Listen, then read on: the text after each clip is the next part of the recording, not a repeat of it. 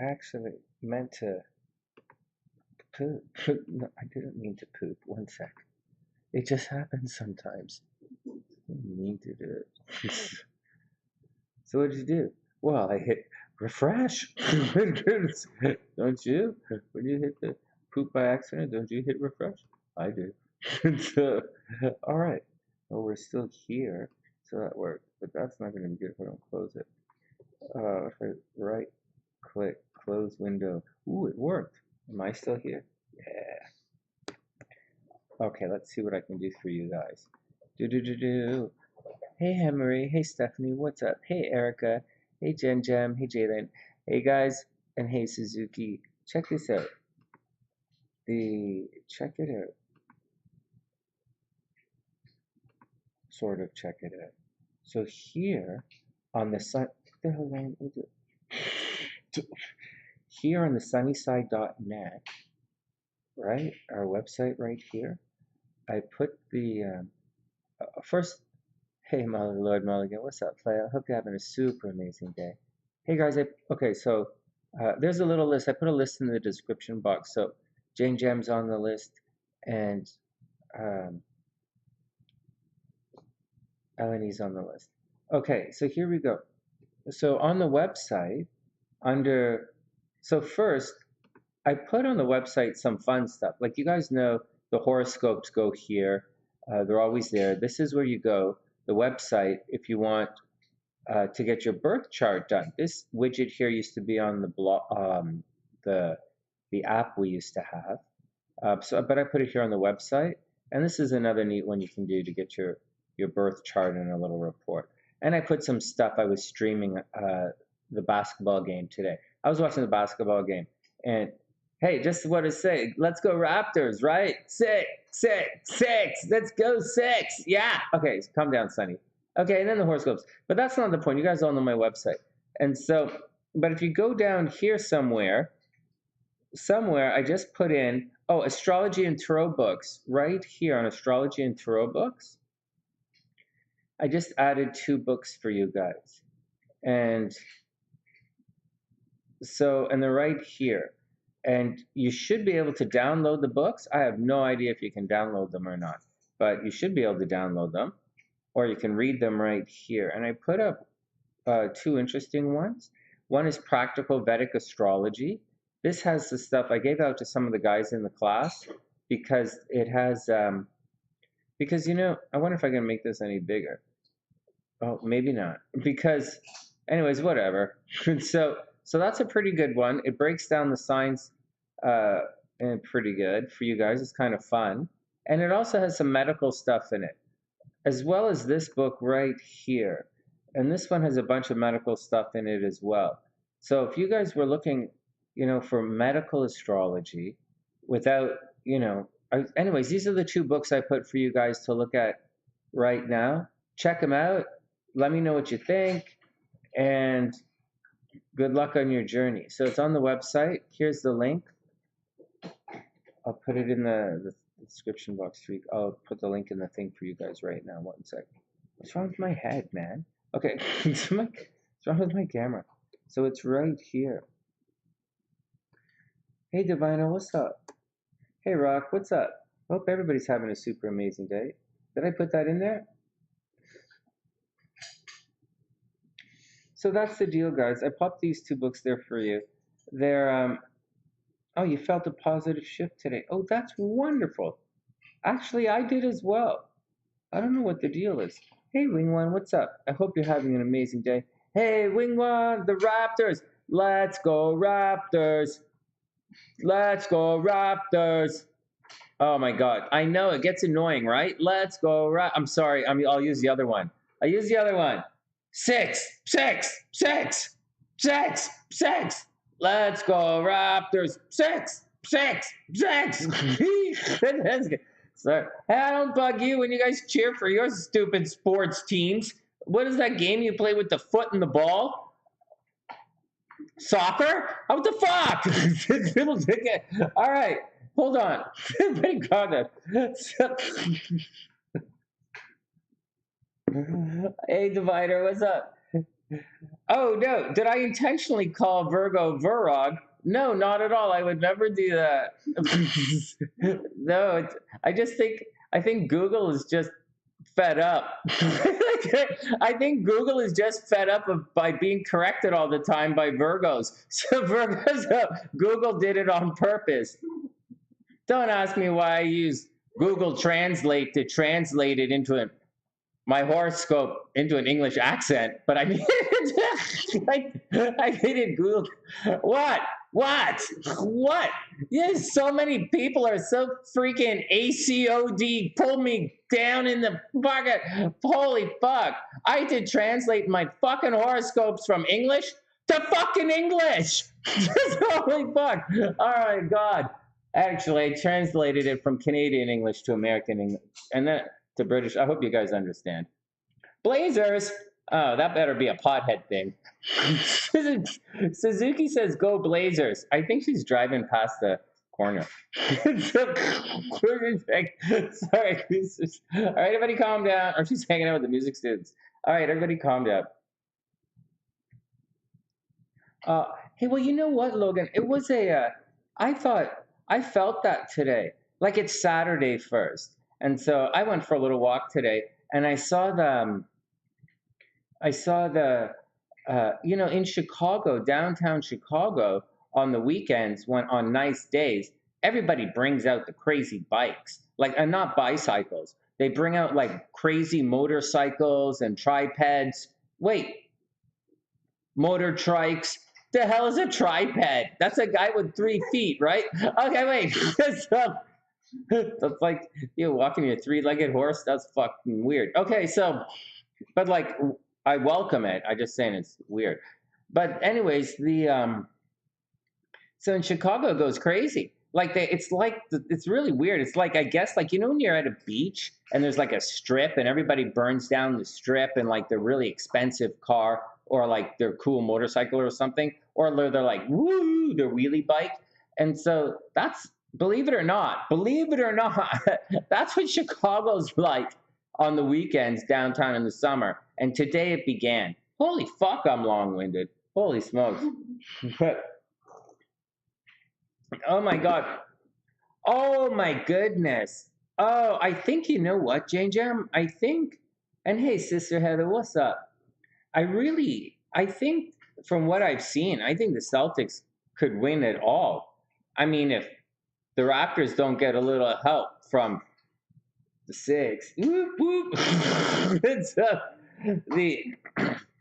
anyways, from what I've seen so far, because I only know what we watch on YouTube, right? Because we don't have any cable or anything. And oh my God, that week I spent in Michigan in that hotel room watching TV in Michigan. Oh my God, that was the dumbest thing I've ever done in my life. I know, and my brain's already cracking a little. I have no, y'all guys already know my brain's gap out in the middle of a conversation all the time now. But like holy fuck, at least I can holy jeez. Anyways, let's move on. And I had, oh fuck, whatever. Let's not talk about that.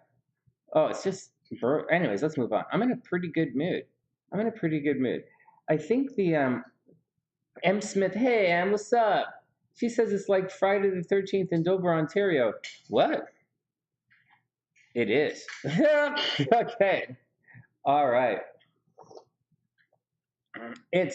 Anyways, as far as the basketball is concerned, they, holy smokes, it was nice to see the Raptors win today. I think the 76ers are a little banged up. So the two teams that I really thought were going to go quite far, the 76ers and the Nets, Brooklyn, the 76ers look a little banged up, and the Nets do not seem good enough to call themselves a champion. First, they're down 3-0 to the Celtics, which is one reason. That's pretty obvious. But the other is, even if they squeaked it out, they don't look good enough. All right, next. Hey, Stacy, what's up? I hope you're having a super amazing day. Shall we get to the cards? Does anyone have any astrology questions? Oh, goodness gracious, I don't have. Oh yeah, I do have the screen up. Does anyone have any astrology questions before we get to the readings? Is there any curiosity? Why don't I just put, shucks, is this the right thing? Yeah, this is the right thing. Why don't I just pull it up for you guys and I'll show you what's going on. As far as I'm concerned, and I guess everyone's a little bit different, but as far, hey, what the hell happened to my screen? What the hell am I doing here? Here we go.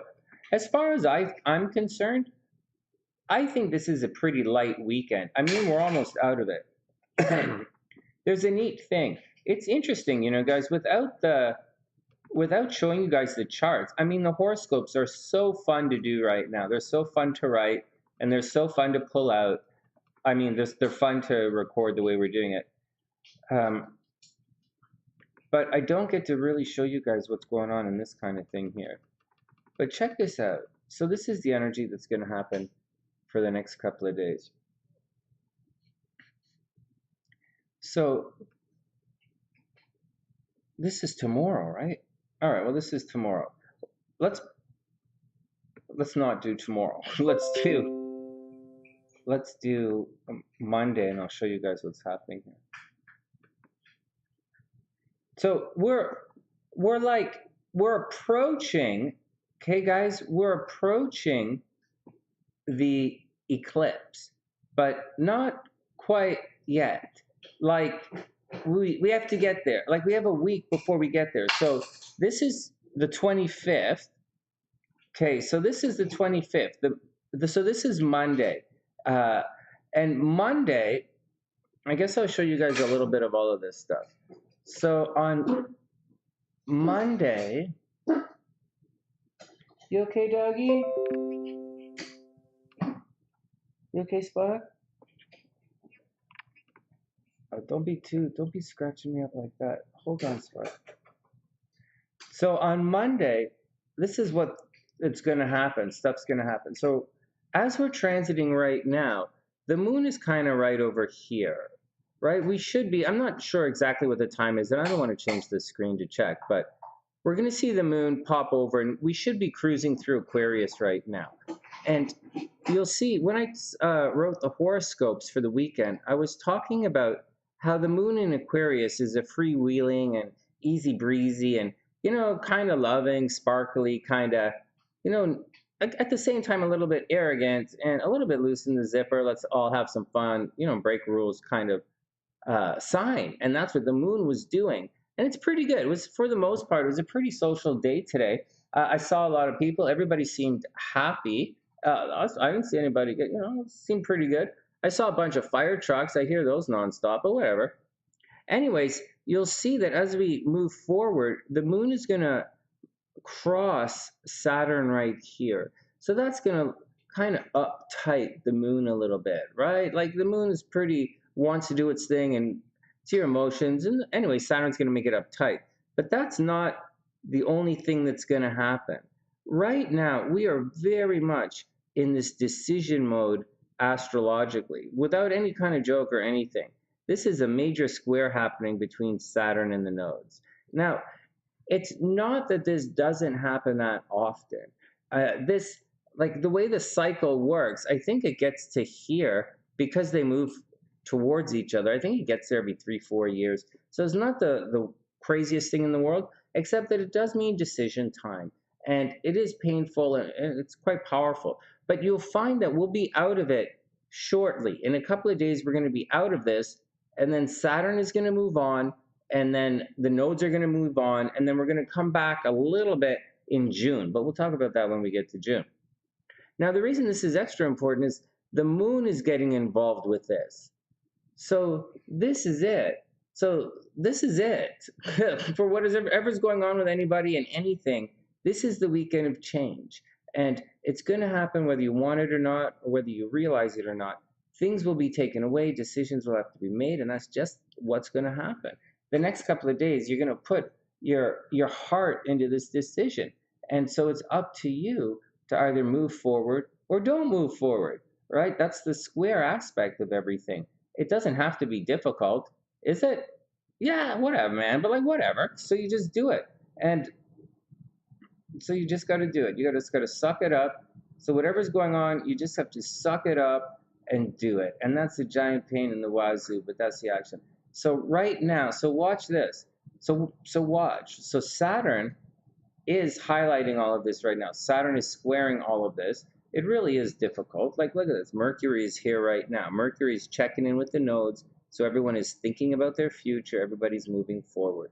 And way back here, it's the moon, right? So, and it's all squaring each other. So it's kind of tense, right? It's kind of, I would imagine a lot of arguments at the beginning of the week. Arguments, ending ideas. Your thinking and your heart aren't really in the same spot as we begin the week. But then the moon's going to move. So that's where it's going to be. And that's very tense for the beginning of the week. And so that's the first thing. Then a couple of days later, Venus is going to cruise in the action midweek, and Venus is going to hook up with Neptune, and they are going to make a really, really nice harmonious aspect to the nodes, especially the south node. So something really, one would think, extremely good, because the south node, so here's the thing, we're kind of looking at planet dignities a little bit, but the south node loves it in Scorpio, and Venus super loves it in Pisces. So if you're a Scorpio, oh wow, I gotta buy a lottery ticket in a couple of days. Oh my God, this is my chance. Oh my God, this is my chance. Oh, I'm gonna get beamed up. Oh my God, this looks, anyways, actually, Cancer is going to have a lot of fun too. 23s, Wing One, you and Sue Oz are going to have you guys are going to have a lot of fun as well. It's going to come and get you guys as well. So, and Pisces around 23 degrees, 21, 2, 3 degrees. Anyway, so the beginning of the week, the couple of days at the beginning of the week, we're going to have to make some big decisions. Hey, sexy. So, what's going to happen is, we're probably going to have a pretty uptight Monday or Tuesday, right? It's going to be uptight. Money's going to be tight. We'll have some expenses, unexpected expenses. Money will be tight. And then there'll be, but we have to do what we have to do anyways. It'll be drag ass, doing our shit. And then later in the week, we'll find out about that place in Florida. I think that's what's going to happen. And it's Venus, so we'll get it. That's what's going to happen. And then we're going to have to go. I go to the desert in the summer. I come to Chicago in the winter. Go to Florida in the summer. Holy God. All right, what is everybody else talking about? I didn't play the lottery tonight. I don't know what to say. Bam, I didn't play the...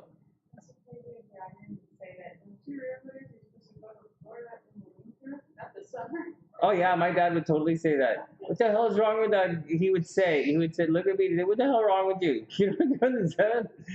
That doesn't even make sense. Hey, priestess, what's up? Hey, Kayla, what's going on? Oh, what's going on? I haven't been holding on. Hey, Jackie, what's up? Hey, you packed up and you left peacefully. Oh, no way. Wait a second. What? Someone broke up with somebody? Hold on. I'm so far. Oh, Stephanie's on day 3 of a breakup. Day 3. Hey, Cece, what's up? So day 3 of. No. Wait. No. Let me stop. I'm going to get confused. Hey, Samantha, what's up? We didn't buy a lottery ticket. Oh man, brutal. Okay, so there's a massive shift in the year. Okay, so let me step it back. Let me get back on track with what I'm going through, and then I will just, holy crap, I gotta buy a lottery ticket. Sorry guys, I got set back there. Sorry, I got confused. Okay, so my brain got caught back in the loop. Okay, So this so the break, so it's shifting very much. Here we go. So watch this. So the moon is cruising through, and it's going to pass Saturn. If it hasn't done so yet, it's going to pass Saturn, because this is only in a couple hours from now, right? Or this is the tomorrow. But it's going to pass Saturn, and then we're going to, so it's going to be a little uptight. But we should have a, anyways, so I'll show it to you guys. In the next day or so, this little guy right here is going to be moving on. Like, he's moving on, and you'll see they're all moving on. So it's great news. It's peaking. It's right here, 23 degrees, and then once more. And then by the 26th, do you guys see that? By the 26th, do you guys see that? By the 26th, it's done. And it's done. It's passed. Saturn is passed. It's now, it'll be, if you can make it to the 25th, right around here, it becomes a separating aspect. On the 25th, it becomes a separating aspect. So if you guys could make it to the 25th without having like a heart attack, which would be a miracle, but if you could somehow make it to the 25th without having a heart attack, I think you're going to be okay.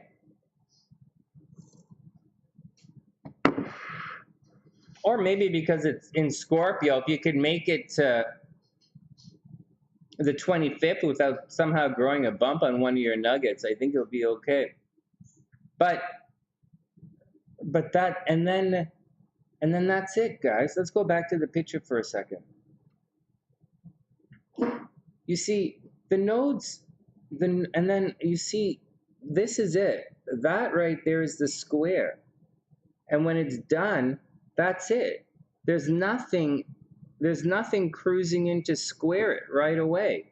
And even though these guys are moving in this direction, and these guys are moving in this direction, like, so we're kind of finished. We're sort of finished. Actually, that's not how it's working. I did it backwards. These guys are moving in this direction, and these guys are moving in this direction. So we're past this square thing. So we're past, and it's kind of, it's not an eclipse, but it's a season of squares for the nodes, so to speak. And it indicates change. It's what it does. So we're almost past it. We only have another couple of days, but it's brutal. It's brutal, brutal, brutal. It's taken lives. It's taken, it's made people crazy. It's crazier. It's extended. It's difficult, and it's just really difficult. And that's what's been going. Some people getting very sick, but that's what's going on. We're almost out of it, and then we're going to move into all of these guys swooping around and conjuncting the North Node. So we're going to move away. So in the last couple of months, we spent talking about Mars and Venus conjunct in Capricorn. We spent a while talking about that. We spent a lot of time about Mars in the fall. We talked about Mars squaring Saturn and Pluto, and aspecting Jupiter and Uranus and all that up here as it was arcing through, right? So we talked about Mars arcing through, then we talked about Mars Saturn, and then we talked about Venus approaching Saturn, and then we talked about Mars approaching Saturn.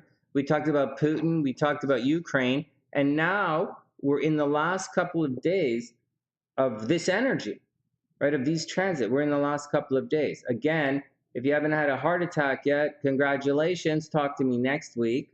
But right now, that's it. We're almost out of that, and we're going to be approaching this. So starting next week, beginning next week, we're going to talk about things like regular astrology stuff again, like Venus conjunct Neptune, Venus conjunct Jupiter. What's going to happen when Mars, conjuncts your sun? We're going to talk about all of this stuff, making a conjunction to the North Node. So we've gone from talking about the squares to talking about conjunctions, and we'll probably talk about these conjunction stuff, what it means for, you know, to share light, so to speak, for the next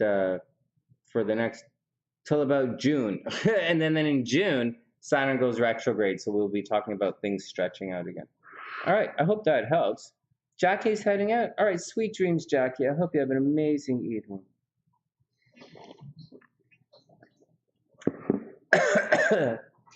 Hey, Kayla. No, there's nobody on the, there are only two tarot readings on the list. I'm going to get to them right now.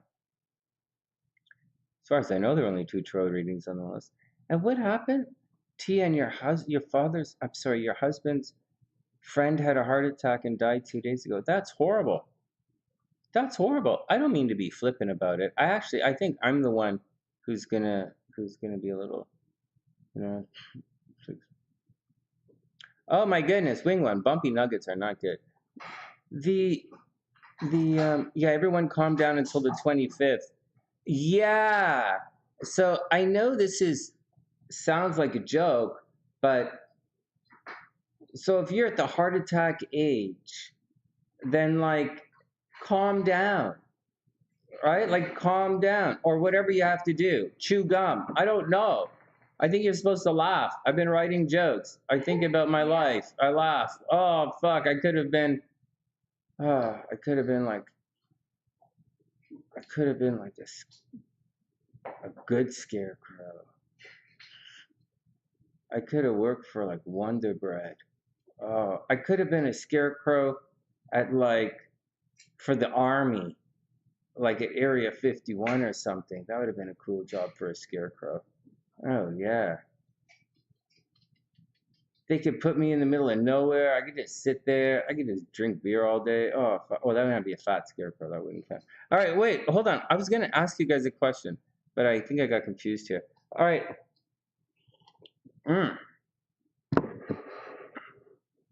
Must have been in his chart. Maybe.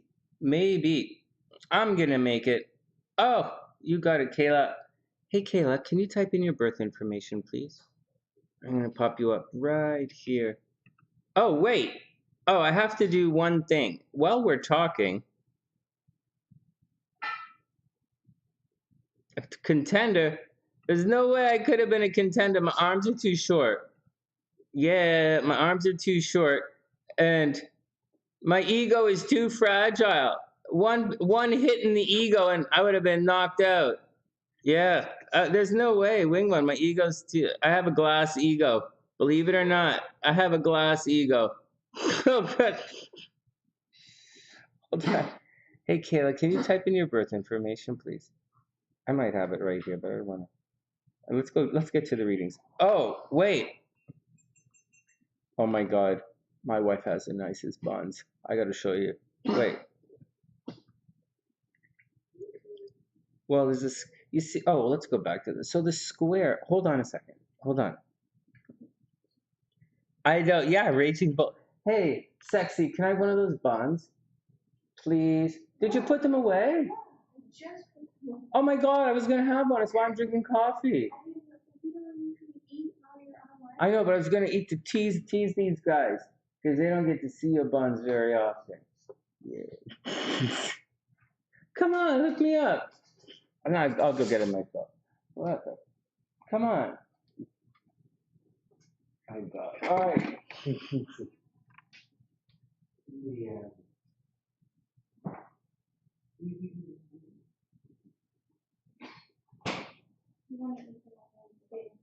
No. What the hell? These are frozen like your soul. Yes. My soul's warm. Whatever. It's like cinnamon roll. You don't even have a metaphor for warm. Check it out. My wife's got the best buns. Oh yeah. Oh yeah. Oh yeah. Don't flip it over. Oh damn. Kayla's chart. I gotta do Kayla's chart. Hold on. Hey Kayla, one sec. Don't flip it over. What's sweetheart? On the other side, it's burnt buns.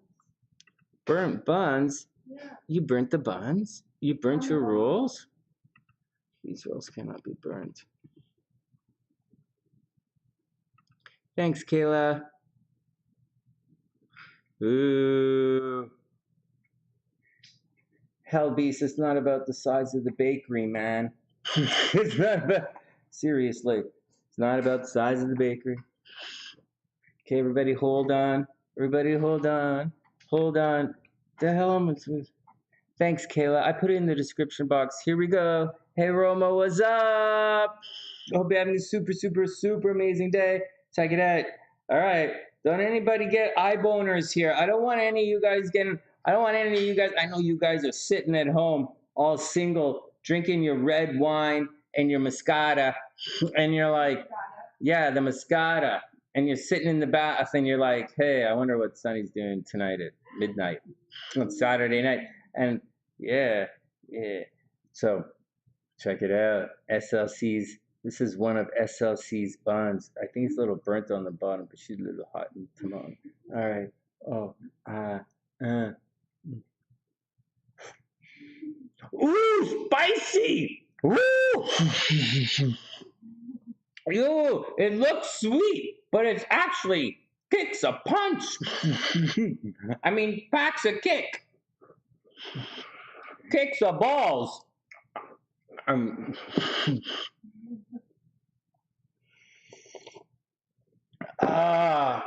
God, I remember when I was in school, I used to eat these cinnamon rolls. They were like this big. This is school, right? Classes are like 3.5, 4 hours long. You're like, coffee's like this. Oh my God. Guys' heads are on the table, drool coming on them.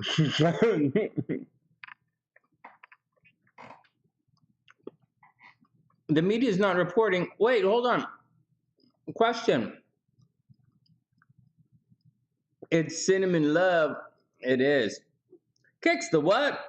Oh my God. Bisquick. Oh, now I do like me some good Bisquick. I gotta confess, I do. I do. Like that's. All right, guys, enough of all of that stuff. I'm also off the Johnny Depp thing. It was like for half a morning. Forget it. Videos are popping up all over YouTube that say things like Johnny Depp drunk and yelling and stuff. Johnny Depp jerks off in the toilet. Like, what the fuck? Well, how the fuck does that get on YouTube? Anyways. Oh my God. So like. Really? I got it on that. No, I don't know. But I don't want to look at that. Yeah. Plus, he's not hurting anybody. Right. Just like George Michael never hurt anybody. But then Mohammed, they didn't ask for it. Please, sir. Hey, Secret, what's up? Don't drink the water, King Cobra.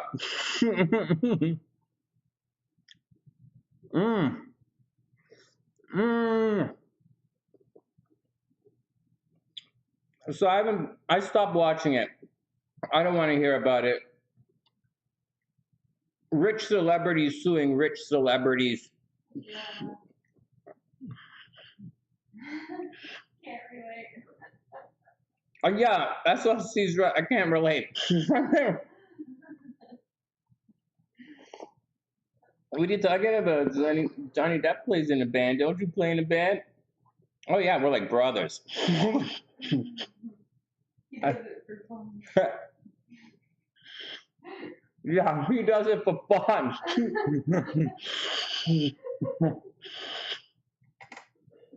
Johnny Depp plays music for fun. I honestly don't know anybody who does that. Aside of SLC, I actually don't know anybody who actually listens to music for fun either. All right, hold on.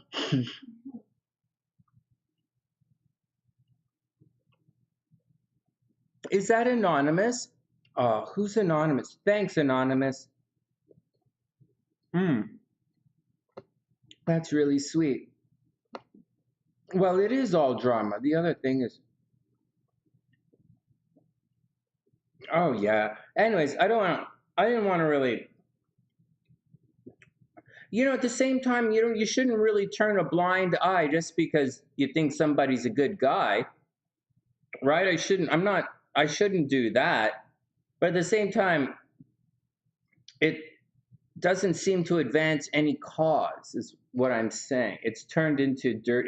It rapidly deteriorated into dirty pool that doesn't advance any causes. So it seems to be dragging through them, whatever term you use to drag somebody through the mud.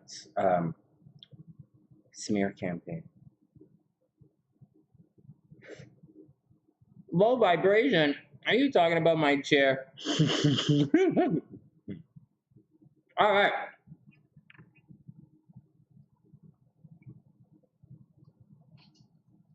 I agree with Diviner. It's a distraction.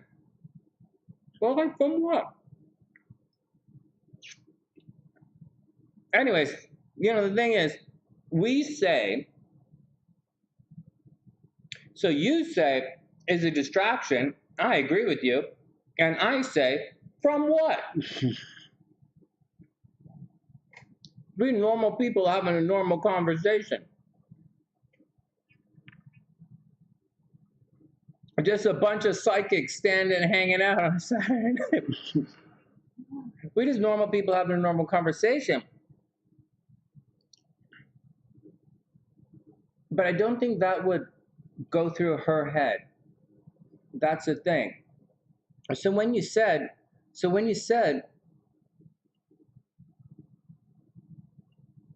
the cause is a distraction, and I said, distracting from what? You and I are in agreement. She's distracting from something, or they're distracting from something. But they would say, no, continuing the distraction. It's what the fuck? All right. What else are you guys talking about? You like watching the karma? Oh yeah, seriously. Hey, oh, it's 1-1. All right, 111. It's time to make half the wish. If you're lucky, half your wish. Well, I wish to win the lottery, but I haven't played it. I didn't play it. Well, I wish that I win it. Should I wish that nobody wins the lottery tonight so that I could win it in the next time? That's a real asshole thing to wish. I wish nobody wins the fucking lottery tonight because they didn't buy a ticket. Yeah. It's a 6. Let's go Raptors. 6. Let's go Raptors. 6. That's right. I wish that's what I wish. That doesn't seem fair.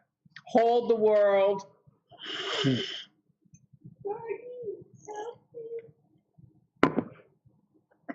All right, I wish that I win the lottery next time I play. So I better play a big one. You catch that? I said next time I play. So no playing any like this stupid oh, you could win $1,000. You can win $1,000. Why don't I just buy $1,000 in Girl Guide cookies and take the tax deduction? Okay, let's move on. What's that? You don't know what Girl Guide cookies are? I know what Girl Scout cookies are, Boy Scout cookies. In Canada, they're guides. In the States, they're scouts. What Indians do you have in the States? Hey, Samantha, what's up?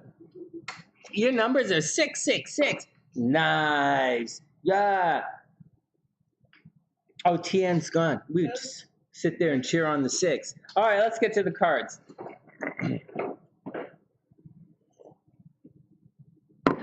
LB says, why are you yelling my area code? 6. Let's go Raptors. You only won about $8? That's a lot. Oh, secret. Well, you know, secret. The answer is I don't know the answer. I don't know. I do know that having all of the tools and all of the best at your disposal doesn't mean you're going to succeed. So, like, I don't know. I don't know. I really don't. I wish you did, but I don't know. All right.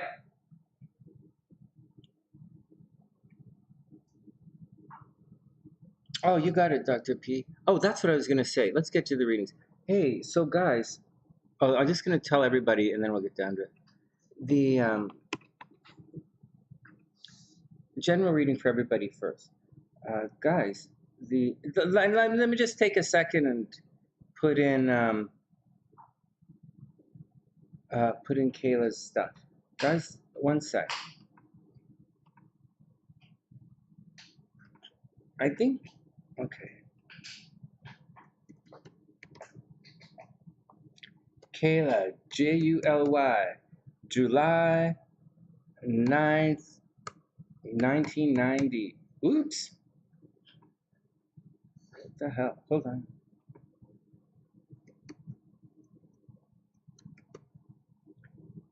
$7:45 a.m.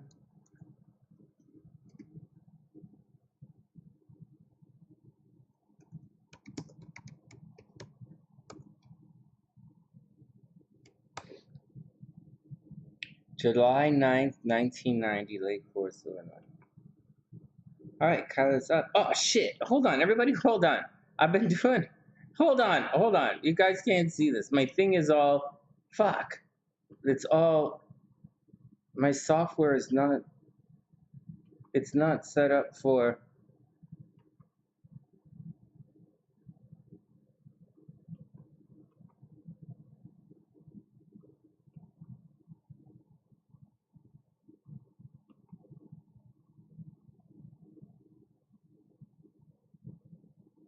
Hold on, guys.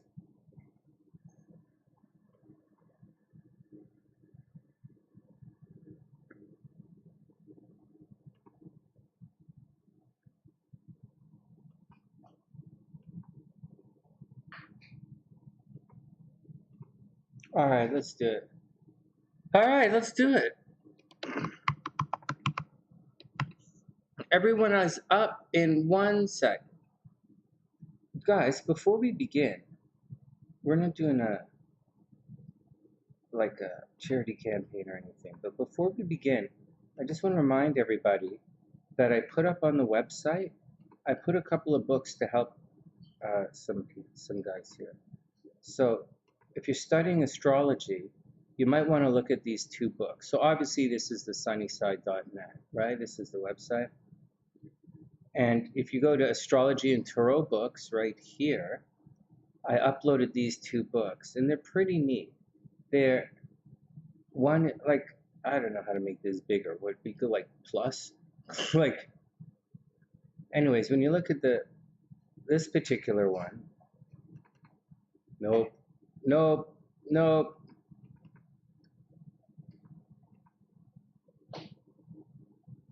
Well, I don't know, guys. I don't know. I don't know how to make this look better. But maybe this? Nope. Okay. So there's this one is pretty good. You can't really see it, but it has the planets all laid out very well for it's a nice design, and it has some interesting. It's well laid out, and it has a bunch of stuff on medical astrology in some of the later chapters that you're not going to find that you may or may not. I don't know what you're going to find out there. There's a lot of shit out there. So there's that one. And in this book, Advanced Predictive Astrology, in the second book here, it talks about, you guys were wanting to know about how long you're going to live. And in this one, it talks about, this particular book has towards the end, how long, things on death and how you're going to live, especially for Dr. P. So in Dr. P, in the second book talks about causes of cancer when Cancer appears, warning signals, the astrological rules for Cancer. It talks about, you know, problems in bile, kidney stones, gallbladder diseases, you know, because gallbladder is ruled by Mercury. So like Geminis get gallbladder problems, you know, that kind of stuff that you should just be on top of. This is just basic shit you should be on top of if you want to fuck around with astrology. And it's if you want to get past the basic, you know, whatever. And so anyways, it's right here on the sunny side. I put it under astrology and throw books for you. I think you should be able to download it. I'm not entirely sure, but good luck, guys. If you need any help or if you have any questions, let me know. All right, let's pick the cards and let's get down to it. Page view. Page view?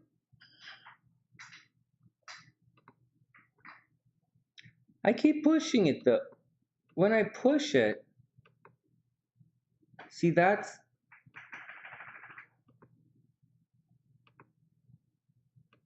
I can't get it to do its thing. All right, let's get onto the readings. Maybe this. Oh, look at this. I did it. I did it. Oh, I did it. Can you see this? So it's well laid out. This book is well laid out. I really like it. Right? So when we're talking about Saturn, it says, anyways, good luck. It's on the website. Good luck. We'll do more of it a little later. You know, it talks about certain things. So, you know, Saturn and Sagittarius, you know, it describes it a little. You know, Saturn's aspect is always bad and is more powerful than occupation, right? I've been telling you guys strengthen aspects versus conjunction. You know, it says things in here, Rahu in the 7th, Saturn in the 8th, and Mars in the 6th house. Someone can lose their wife. You know, interesting stuff. Saturn in the 12th from the sun, you know, all this kind of shit all the stuff you guys want to know. Right? Saturn and Mars aspecting the Langa, which the ascendant is temper, blah, blah, blah, blah, blah, blah, blah. And it goes on, the nodes. But this stuff is what you want to, I put this up for Dr. P. And for JaneGem. I don't know if JaneGem does this stuff. So, right? So here, combinations for Cancer. If Mars, the moon, and the Lord of the Six, and blah, blah, blah. For abdominal cancer, la, la, la, la, la.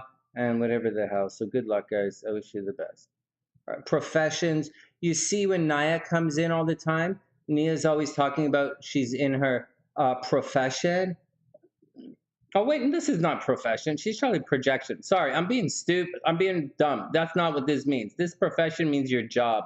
Sorry, she's talking about something else. Forget it. Forget it. It's anyways, stuff about jobs are going to be in here, right? Like right here. Aesthetics, actors, dancers, dramatists, musicians, cinema stars, people working on TV, video, blah, blah, blah. Behind the scenes are all indicated by Venus, blah, blah, blah. You know, occupations are divided in the 6 following categories, blah, blah, blah. Good luck. All right, guys, good luck. Good luck. Anyways, I put those on the website for you. I like it. I like studying. All right, let's get back to it. Okay, let's get back to work.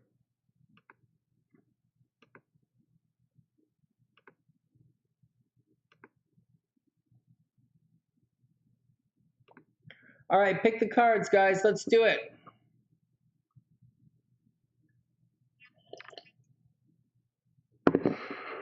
What's up, guys? Yeah, if you can't download it, let me know. If you can't do it, let me know. Some of the books I highlight, the ones I usually do, I highlight, but like sometimes I can't highlight it. I don't know. Sometimes it works, sometimes it doesn't. I really don't know why. But let me know if you can't do it. Oh, you're welcome, guys. You're welcome. All right. Let's pick the zodiacs, not the zodiac signs. Let's do it. 8 of Wands. 8 of Wands is a good answer. 8 of Wands. That's like hell-bent on doing something. Hey, okay, let's do it. There's one more thing. I started doing a new exercise at the gym, and it really hurts. All I used was an elastic band. All right, what are you picking? All right, sexy, what are you picking? Come on. You pick what? Pardon me? The moon? Again? Oh, you picked the moon last time. And I was right. And you drew the moon. All right, fine. I pick the sun. Okay, you pick another one. Temperance? You can pick temperance. Okay, fine. Then I pick the lovers. I pick the opposite of you. Okay. All right, and now I'm going to say, JaneGem says the Eight of Wands, but I kind of agree with the Eight of Wands, but I'm not going to say that. I'm going to say horse, Knight of Swords is what I say, because that's what's going on. Knight of Swords is what's going on. Which, pardon me? And then I picked the devil. The devil? All right, you pick the devil. I say the Knight of Swords, and I say Two of Wands. So I picked the moon, temperance, devil. Yeah. Dr. P says Eight of Cups. But she's a Pisces. They always say Eight of Cups. Helby says Five of Cups, but he's a Scorpio. He always says that. Samantha says Eight of Pentacles. Okay. Diviner says Seven of Cups. Virgos always pick sevens. Stacy says Three of Cups because she's probably grouchy. No. Tian says the Chariot and the Star. You Chariot and the Star, Tian. Oh, how about that? Kayla says Death, but I think she's thinking about an X. All right, here we go. Wing One says the Tower. All right. Dr. P says 5. Rocktober says Two of Swords. Right on. Two of Swords. Two of Swords. I wonder. I wonder. Let me think. Two of Swords. All right, okay, here we go. Here we go. Two of Swords. There was a lot of... The entire horoscopes that I wrote were based on decision making. Okay, here we go. Da-da-da-da, Queen of Wands. Oh, yeah. So if there's something you guys want to do, you guys are more or less ready to do it. Just make sure you this isn't really about information. This is more along the lines of confidence. So you're probably going to be called upon to, pat someone on the shoulder, talk someone up. It's not really talking, really, but you're going to have to be there to take care of someone. You might have to cheer someone up again or put in some elbow grease. But whatever's going on, guys, you should be ready. But it's work time. Just to let everyone know, Queen of Wands says it's work time and you're ready for the effort. Then the Ace of Coins reversed. This is definitely not a good money time. And so watch out. So let's watch out. There is definitely a financial delay or some kind of screwy bananas action is happening with the money. So watch out, be cool, take it easy, step by step, watch your finances. If you are looking for a new job, I'd say it's going to be delayed. If you're expecting to win the lottery, it's not going to happen because I wish that nobody win the lottery because I didn't play the ticket. Sorry, I was being selfish. I ruined it for everyone. But money's going to be, money's going to be a little tight, guys, so watch out. Then Seven of Swords. Wow, we didn't see this one coming. Guys, Seven of Swords. Holy smokes. Watch out. Well, I wouldn't believe this. Seven of Swords. Some sneaky motherfucker is going to come and bust your action in the middle of the night. Oh, my God. All right, guys, watch out for sneaky mofos screwing you up. Hey, guess what? I got my American driver's license yesterday. How cool is that? Was it yesterday, baby? I got my American driver's license yesterday. Yeah, I can drive on the right-hand side of the road now. Check it. Anyways, I got just checking off administrative stuff before we get out of town. All right, Seven of Swords. Sneaky motherfucker coming trying to drag your stuff. So be careful. A lot of signs going through this. Pisces is going through this really bad right now. And now Aries is going through this. Aries and Pisces got a little bit of people sneaky motherfucker action going on. So you got to watch out. Aries and Pisces, watch out for backstabbers. And then Ace of Cups reversed. Well, guys, there's no beginnings happening for anybody, apparently. It looks like it's all, it looks like there's a big delay. All that new beginning that you guys were expecting, or that breakthrough energy, is not really going to happen. Hey, guys, I just want to say, you know, so this is the reading for everybody. So, guys, watch out. So the Queen of Wands, you know, action is going to happen. Someone might be, you know, you're probably going to be successful with whatever action that that you took. Whatever you did probably was successful. Unfortunately, money's going to be a little slow. Someone is trying to fuck you over in the background, and the Ace of Cups is, you're gonna, like, it's all reversed. Like, so the rewards aren't necessarily there quite yet, and there is a little bit of sabotage, and there is a little bit of people talking shit about you. So watch out for it. Oh, geez, I didn't put timestamp. Okay. Congrats. Oh, you guys saying congrats? Oh, thanks, guys. Well, you know what happened? Guys, you know what happened? Like, I had that, there was Rona. So, like, the Secretary of State in the United States, in Chicago, you go to a place called the Secretary of State. In Toronto, you just go to the vehicle place or whatever. But, like, and so, even though the Secretary of State is, like, really, like, literally like a 10-minute walk from me, like it's right there downtown. It's even closer than you think that I'm making it sound. And so I couldn't go because they closed it because of the Rona, and it was closed for a year. And then, like, I had to go to Canada for a little bit. And then when I went to go do it, they said my visa was going to expire, so they're not going to do it. And I'm like, well, what the fuck? And so I had to wait to get my visa extended and, you know, my papers and stuff. And so I finally got all my papers. No thanks to that lawyer we paid all that money to. That guy, okay, let's move on. And so, but that guy really is either incompetent or crooked or whatever it is. I don't recommend him. So, or his organization or his business or anything. They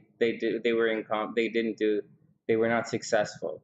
And I don't give money to people. I don't appreciate being around people who are not successful. They're just quite honest. I just don't like working. I wouldn't recommend someone who's not successful, or at least not competent. All right, next. Oh, anyways, so what's going on? So let me calm down. Eleni's up. So I got my driver's. Anyways, so I had to get my Canadian driver's license to American, but I don't have my American motorcycle license or anything like that yet. I have to go do my American motorcycle license. And when I go back to Canada, it's time to renew my motorcycle license. All right, let's get down to it.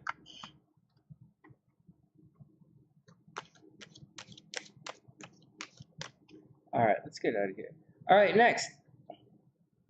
The van making it. You guys are good. All right, Eleni is up. Let's do it. Oh my God, I didn't put timestamps in it.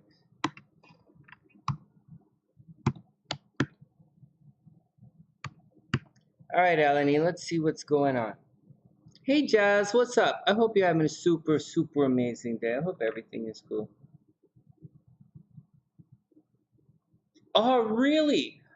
They say you have to get the star on the driver's license for that. I didn't get the one with the star. I didn't know what to do. They just said, blah, blah, blah. Do you want a star in your license? And I was like, I don't really know what that means.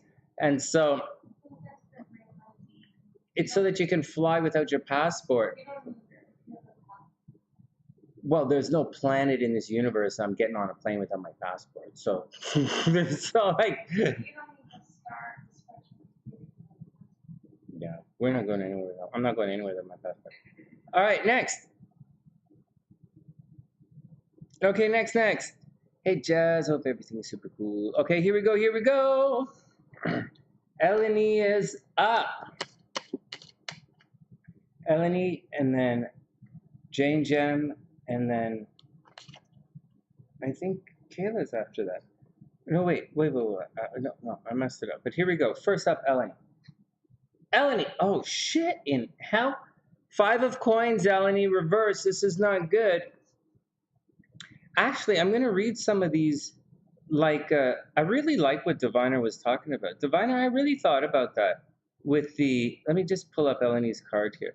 I really thought about what you said about reversals. I like it. I like the idea that saying reversals is going back a card with the energy. Because I like to look at ways on getting past a blockage, whether it's in astrology or tarot. And in this situation, this 5 of coins says that money's going to be is going to dry up a little bit. And but this card doesn't only say that. This card says there's help out there if you know where to look, or if you just look around, or if you just reach for help, there's help out there. But I'm going to say something from Sunny's perspective with regard to the tarot. Although I really like the philosophy of tarot and how it incorporates with my Taoist philosophy, I don't necessarily agree with some of the optimistic parts of the story. Meaning, the 5 of coins means money's going to be tight, and it's going to be bad. And even though they put something like it's possible relief, financial relief, I don't know that this card, that's what this card means. The card doesn't really mean someone's going to help you out in a time of need. It's kind of the next card, the 6. This card's really like, this is where it gets bad. And reversed, you know, if we want to, I would normally say that this bad part, or is like, you know, it's probably worse than you might realize. But if we went back a card to the 4 of coins, the 4 of coins is all about holding on to your money. And so there's a possibility that you didn't necessarily hold on to your money. You know, the 4 of coins, work hard for your money, hold on to it. Successive is its own trapping. That's, you know, that would be the card, that would be the lesson to go back to. But let's move forward and see what's going on. So that's just what's going on with the 5 of coins reversed. Possibility, maybe you lent somebody some money, or some bills got a little out of control, but money's going to get a little bit tight. Hey, Jazz, no, I didn't see anything. I'll grab you in 1 sec. Actually, let me just do the thing. I'll just pull it up.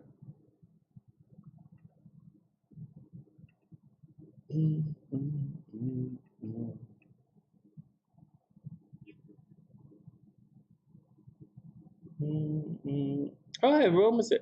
Oh, that's Roma. Dr. K, Roma. Thanks, Roma. That's really sweet. I didn't even see that. The not yet, Jazz, but just tell me what you want and I'll just put you on the list. Would you see? I didn't see anything, Jazz, but just tell me what you want, and I'll just put it on the list. Should we put a couple of, because it'll come in when it comes in. It's okay. All right, next. So Eleni, next. Whoa, 6 of Swords. So the 6 of Swords, hey Annie, what's up? I hope you're having a super amazing day. So the 6 of Swords, Eleni, is someone is checking out. What's the deal? Someone is not checking out. When I say checking out, it's usually the 8 of Cups. The 6 of Swords, someone is leaving. Like they've left in their mind.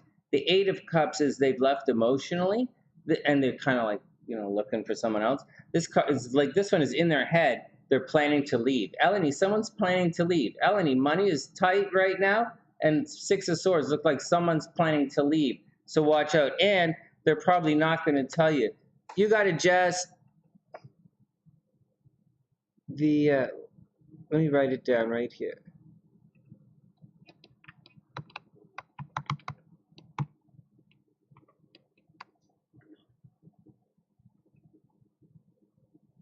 All right, next. All right, Beast, have a wonderful night. Okay, next. Eleni, King of Swords. Oh, so you got to figure it out. Well, so you got to figure it out. What's the big deal? You know, the thing with this card here, you know, it's, what am I going to say? It's not intuition. It's purely figuring it out. The guy looks like he's using his intuition, but it's not. It's really about connecting all the dots like instantly and figuring it all out. So Eleni, something along the lines, like there's a money situation. Maybe you lent money to someone, or if you go back to the 4, you probably lent money to someone, or there's some kind of situation where someone owes you money and you're not getting it. Someone's thinking about not asking for it, perhaps, because they don't want to rock the boat. And the King of Swords says, you know, you're going to have to really think about it to figure it out. And then finally, the 7 of Swords again. And Eleni, 7 of Swords says someone is trying to steal something from you. So watch out. So they're either going to take credit for whatever it is that you're doing, or they're just flat out going to steal something from you, or they're going to be deceptive and they're going to be flat out dishonest with you. So watch out for it. It looks like it's going to be tricky. Someone is going to be dishonest and sneaky, and someone's going to be dishonest and sneaky, and it looks like money is involved. But King of Swords says you're probably going to figure it out. All right, next. That's not an okay reading for Saturday night. Saturday night, it's okay. All right, JaneGem is up. What's going on with Stephanie? Is she okay? Is Annie okay? Well, she's going to go through the Scorpio stuff. We're all going to go through it. It's actually, Annie's a pretty early Scorpio. So not an early Scorpio, but she's earlier than me. So she's going to go through all this crazy stuff that I'm going through. She's going to go through it later on in the year. And then that Saturn is going to come and mess with her sun, but later on in the year. So around Christmas time, Annie's going to have it rough. Annie's going to have it rough around Christmas time. But it's okay. I'm getting through it. If I'm getting through it, I think you'll get through it. All right, JaneGem is up. Here we go. Hey, Stephanie. I hope you're having an amazing day. All right. Hey, Chaylee, what's up? I hope everybody's having a wonderful day. Okay, JaneGem, Dr. P, and then Kayla, and then JaneGem, Dr. P, Jazz, and then Kayla.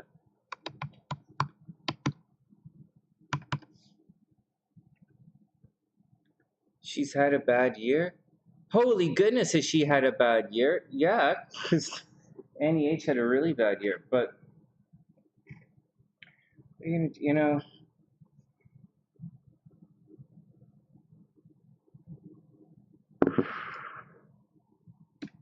it's rough. It's been...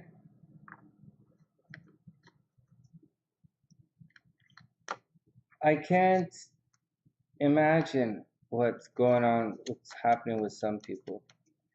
You know, guys, I've been studying a lot about a certain system in astrology, and because I'm trying to figure something out. And I know what it is. I know what it's called. I know where I'm supposed to find it in astrology, and I'm looking at it right now. It's a big-ass topic, and it's not exactly as... like it seems like it's really tied down and tight and real mathematical, like it's real easy to figure out. Like if you can follow the math, it's really easy to figure out. But the truth is, all of the math has actually been changed. so it's not really that easy. But I'm trying to find some consistent. I'm trying to figure it out. When I figure it out, I'll tell you guys. And if I can't figure it out, then I'm slowly putting out those books for you guys to figure it out. So those are some of the books. So some of the books on the website are right now, and those are ones that I look at. And I might make videos and reviews for some of the other ones, but I just don't have time right now. Jazz says she's ready for the year to be over. Yeah, really. And Annie says she had to reboot. I don't even want to talk about that. Rebooting. I don't even want to talk about it.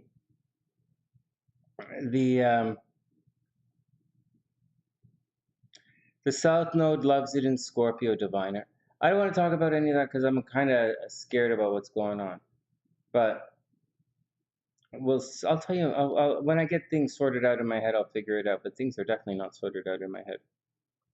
The South Node likes it. I think the South Node, I think off the top of my head, The south node is exalted in Scorpio and the north node is exalted in Aquarius. I think off the top of my head, but I could be wrong. Just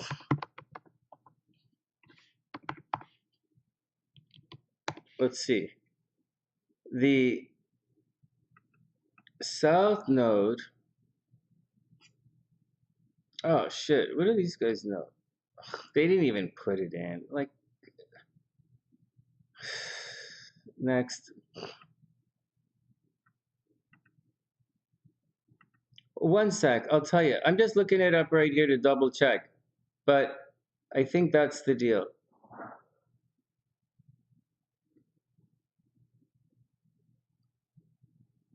Anybody have a chart with this that have the nodes on it? All right, well, fuck it. That's what I say. That's what I say. Until I double check, it's yeah, they say K2. So right here, the south node is exalted in Scorpio. Right here, one of these places, it's one of the things, it's the south node is exalted in Scorpio.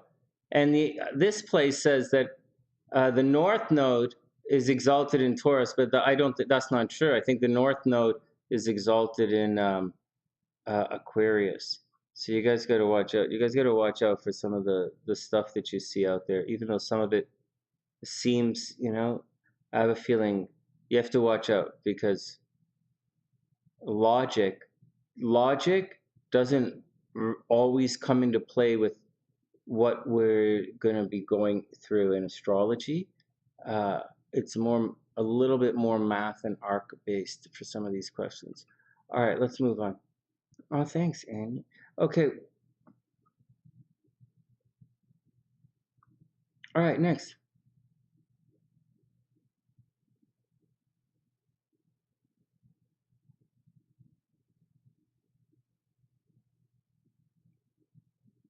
Annie, what are you talking about? The fourth biggest mistake of your life?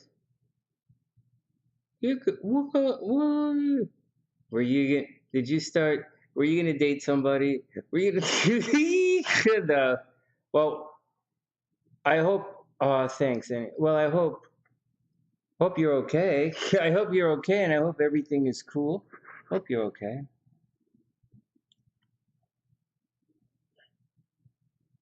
Okay, here I go. JaneGem is up. JaneGem is up.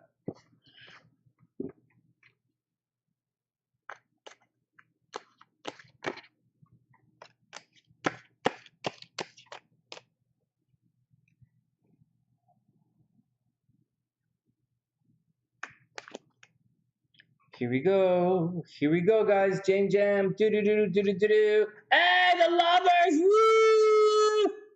She's married. She's married. Ew. Someone's gonna come. The lovers means someone's gonna come along to change your mind. Someone's gonna help you burn the midnight massage oil. Shut up. You know, okay, whatever. Okay, here we go. So JaneGem, the lover's card. Someone's going to come along to change your mind. This doesn't mean like a teacher is on the way or anything, and it definitely doesn't mean you're going to meet somebody and fall in love and run off with them. It just means if this is a Gemini, this is actually Gemini energy. It's more of a thinking that something is right for you, or someone's going to change your mind about something, and you're gonna give something second thought. And one of those things might be falling in love. Like you guys, someone is going to win you over onto their side of thinking, or you're going to win someone over onto your side of thinking.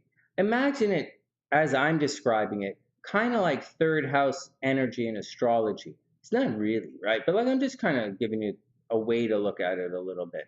And so that's what's going on. So it's a bit of a communication thing. It's a bit of convincing someone or someone convincing you to do something. Oh, all right. Then we have the Ace of Wands. So JaneGem, maybe you're going to start something new. Really, like Ace of Wands, like really put a lot of energy into something new. Like maybe you're gonna I would not be quick to get. I would not be quick to say that you're getting a new hobby. You're going to begin a new hobby or anything. I wouldn't say that. But the Ace of Wands indicates that you're about to start in something new. It could be like a new car. That's kind of like Ace of Coins, but Ace of Coins is kind of like a new job. Anyways, maybe you're going to get a new car, JaneGem. Maybe you're going to get a new car. Maybe someone's going to come along and change your mind about something you were going to get, some kind of activity you were moving towards. And that's what's going on. So, or someone's going to convince you to do something new. And then we have the Knight of Coins reversed. That's probably going to be a little bit expensive. On a little bit of an aside thing, I think this whole thing that I'm about to say is completely out to lunch, but I'm just going to say it anyways.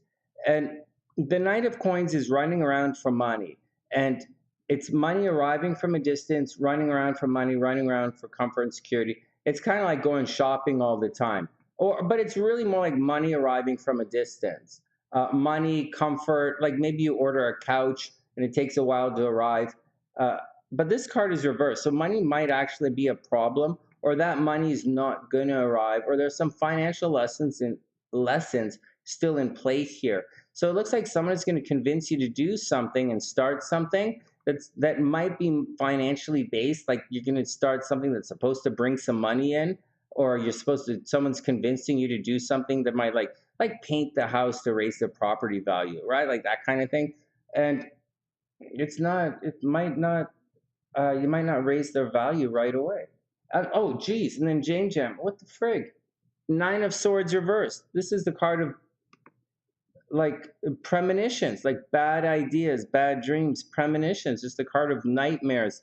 So something is going on where you're like the Nine of Swords indicates you're kind of worried about something, or you're having bad dreams, or you have some weird kind of premonition thing going on, or you're just generally worried about something. And it's reversed, so you probably think it's a bit hopeless as well. So JaneGem, I hope it's not that bad.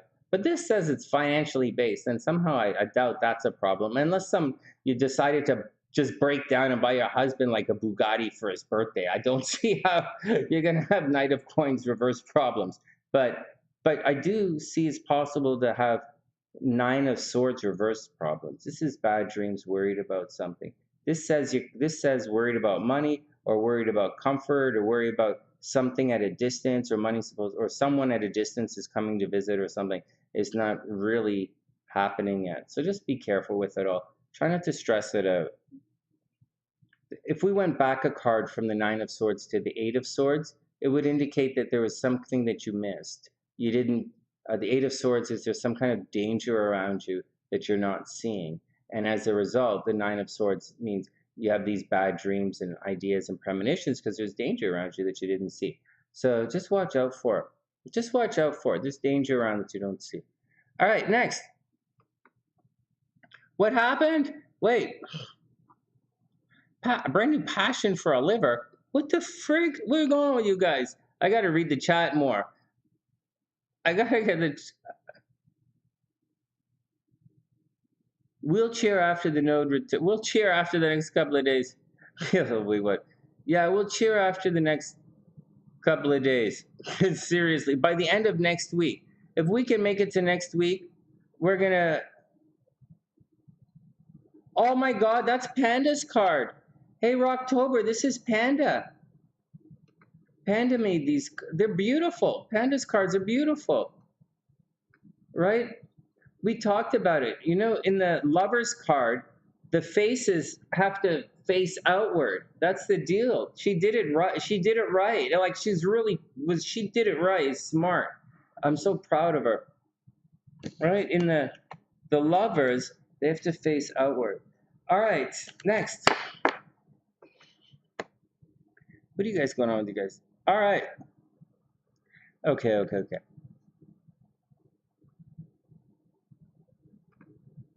Okay, JaneGem's going to be good.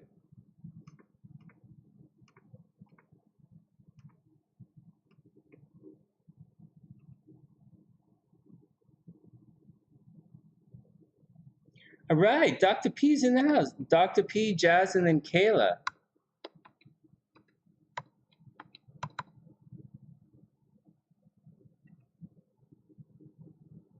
Well, you know, Annie, like Kayla is probably like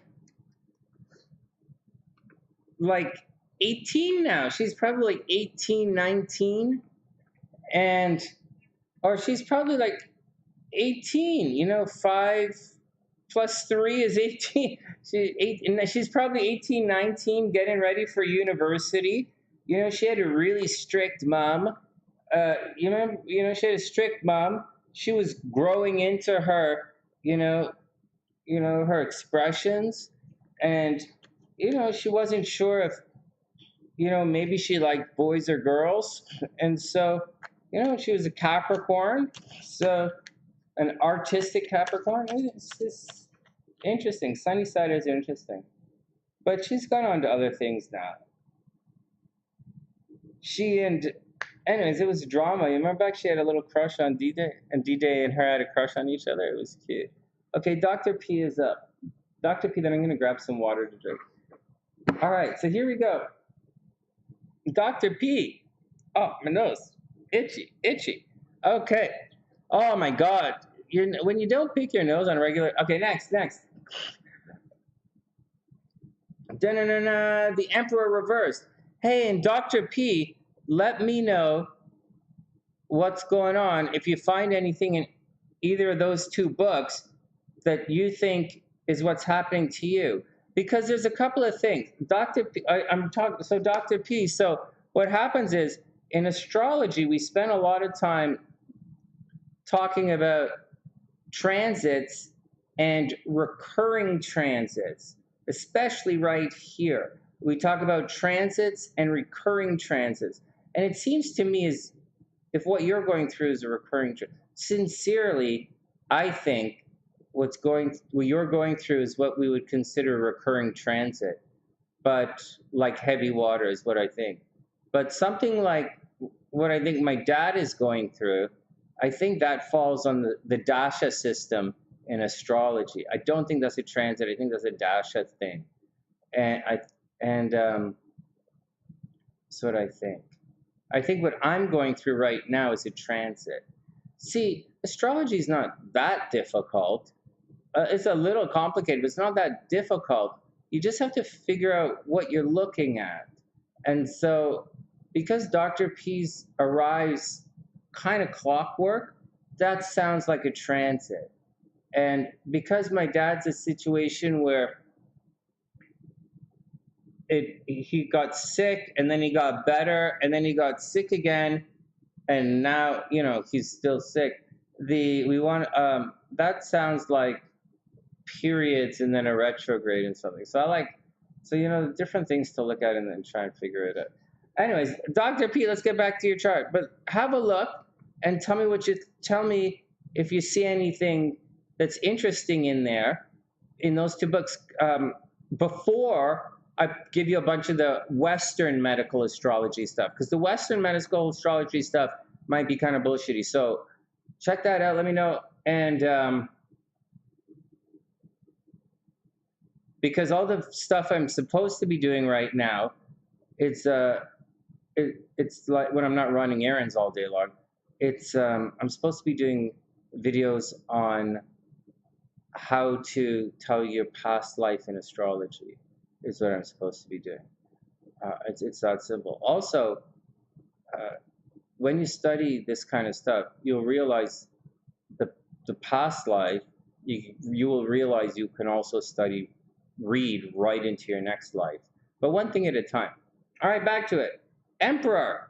Dun-dun-dun-dun. Dr. P, the Emperor is up. Dun, dun, dun, dun, dun, dun, dun. All right, Dr. P, this card is reversed. So the Emperor is not like a really stubborn guy, and he's not a frou-frou love kind of guy. The Emperor is straight ahead. It's firm. He's tough. He takes care of things. The Emperor is decisive. The Emperor is like dad. It's stern. It's tough. Very fair. Make sure everybody gets their due. But at the same time, it is Aries energy. It's not Mars energy. It's Aries energy. Mars is the tower. Anyways, the Emperor is Aries energy. It's very fresh. It's very get out there. but at the same time, it's taking care of things. Unfortunately, it's reversed. So, Dr. P, there's you see, the Emperor is about taking control of the situation. And so it's reversed. So, Dr. P, you might feel as if you can't take control of the situation, as if things are out of your control. Then we have the Strength card reversed. So, you might feel like freaking out. Things are out of your control. You want to freak out, not sure where to turn. And, your passions are on overdrive. You're very much so whatever it is that you're supposed to take control of, you're not taking control and locking it down. The Emperor locks it down and it's not getting done. And the Strength card's reversed. So this doesn't necessarily, it looks like a little bit like goofing off, right? Strength card reversed, kind of goofing off a little bit. So it's all right. And then we have the Chariot. And the Chariot is definitely getting out there and not allowing yourself to be pushed around. It's a situation where, see, the Chariot is whoops, hold on, guys. So the Chariot, sorry, one second. The Chariot is kind of a thing like you finish school and it's time to get out there and show the world what you can do. It's a little bit more than final exam time. It's kind of like getting out into the world.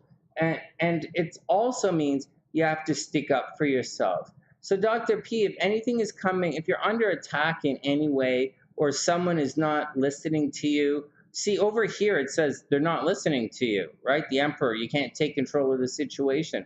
Strength reversed, you might be freaking out. The Chariot, you're ready and no one's treating you like you're ready. So you're going to have to take control of the situation and you're going to have to step on some toes. That's the deal. But that's the deal. You're going to have to show them what you can do. But on the plus side, the Chariot is kind of one of the cards of victory. So whatever you do, you will be victorious, although you might not feel like you can actually get it done because this kind of stuff is right there. Plus, Mars is still transiting behind your sun, so you have to watch out for that. Hey, look at this. And finally, good news, good news, good news, good news. They are. Hey, Kayla.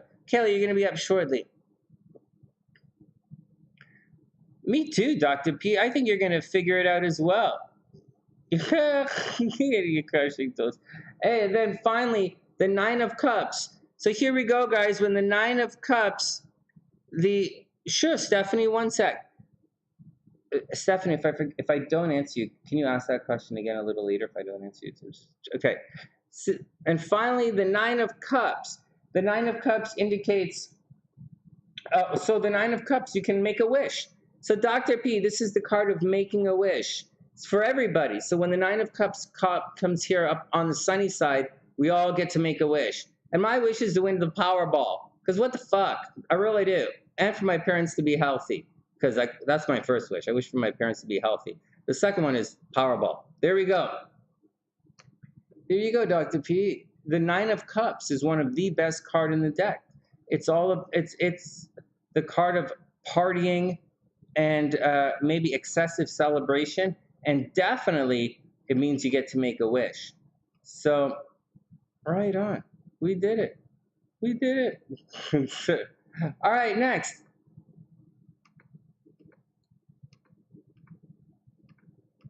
Kayla, you're almost up.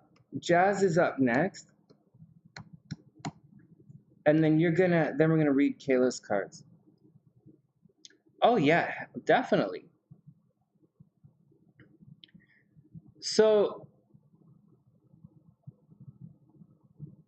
thanks, Kayla. You'll be up in a sec.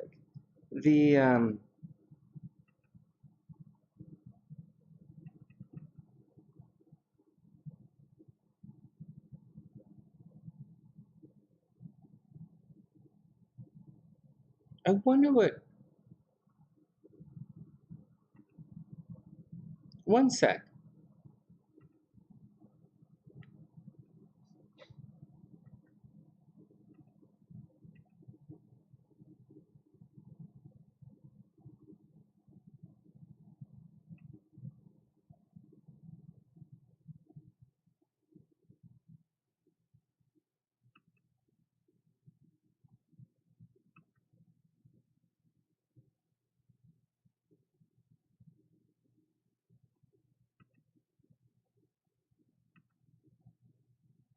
One sec, guys. This thing is all effed up.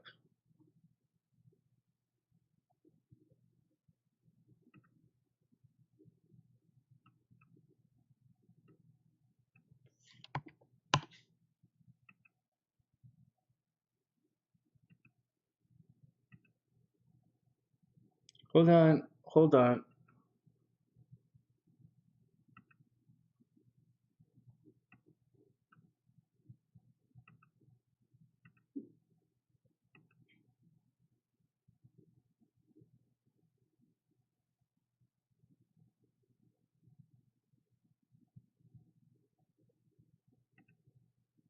Hey, Jazz, there you are.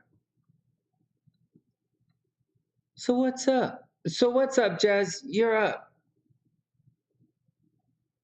Wait, what? I didn't even look at it. I didn't even think about it. Like, that's even funny. Okay, I just want to get something to drink here, and I'll be back. Uh, you're gonna have a busy week. It's interesting for Taurus. It's interesting. They're not. They're getting big life things are happening for Taurus. It's kind of neat. It's interesting to see. I'm not really following Taurus that closely, but it's interesting to see. Okay, next. Hey Dennis, what's up? I hope you're having an amazing day.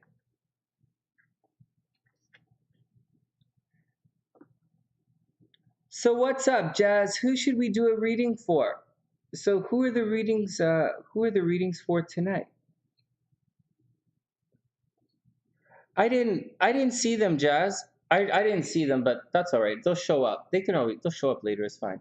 So who we doing? So which readings? Who we doing the readings for? Who's up first? And you are in the timestamps right here. I'm just gonna get some coffee. Get some water and sit.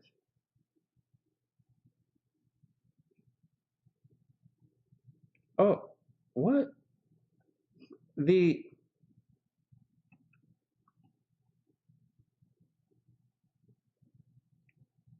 do you want me to look at the cards for it? Do you want me to look at the cards? We should really look at your chart. Jazz, we should really look at your chart for that. Not, that's like, let me put your chart up anyways. Hey, there are not a lot of readings tonight, guys. So everybody, not to get weird or think that Sunny's the greatest or anything, and I'm going to stop saying things like that, but everybody double check that your chart looks right on my screen, because I've been switching some stuff around for different things. Jazz is on the second, right?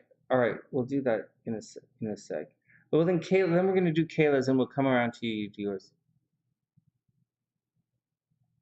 May 2nd.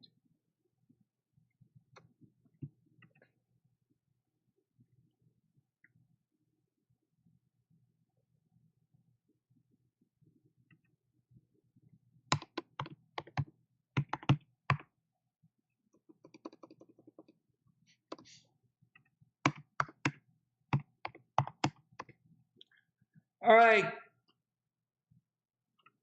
All right, Kayla, hold tight. Jazz is up, and then you're in. I thought we were just going to do a tarot. I thought we were just going to do a quick tarot reading, but we're going to look at Jazz's May 2nd to see what's going on with her date. So just give me a sec, and then you're going to be up, Kayla. Just give me a double sec, because I'm going to grab some coffee.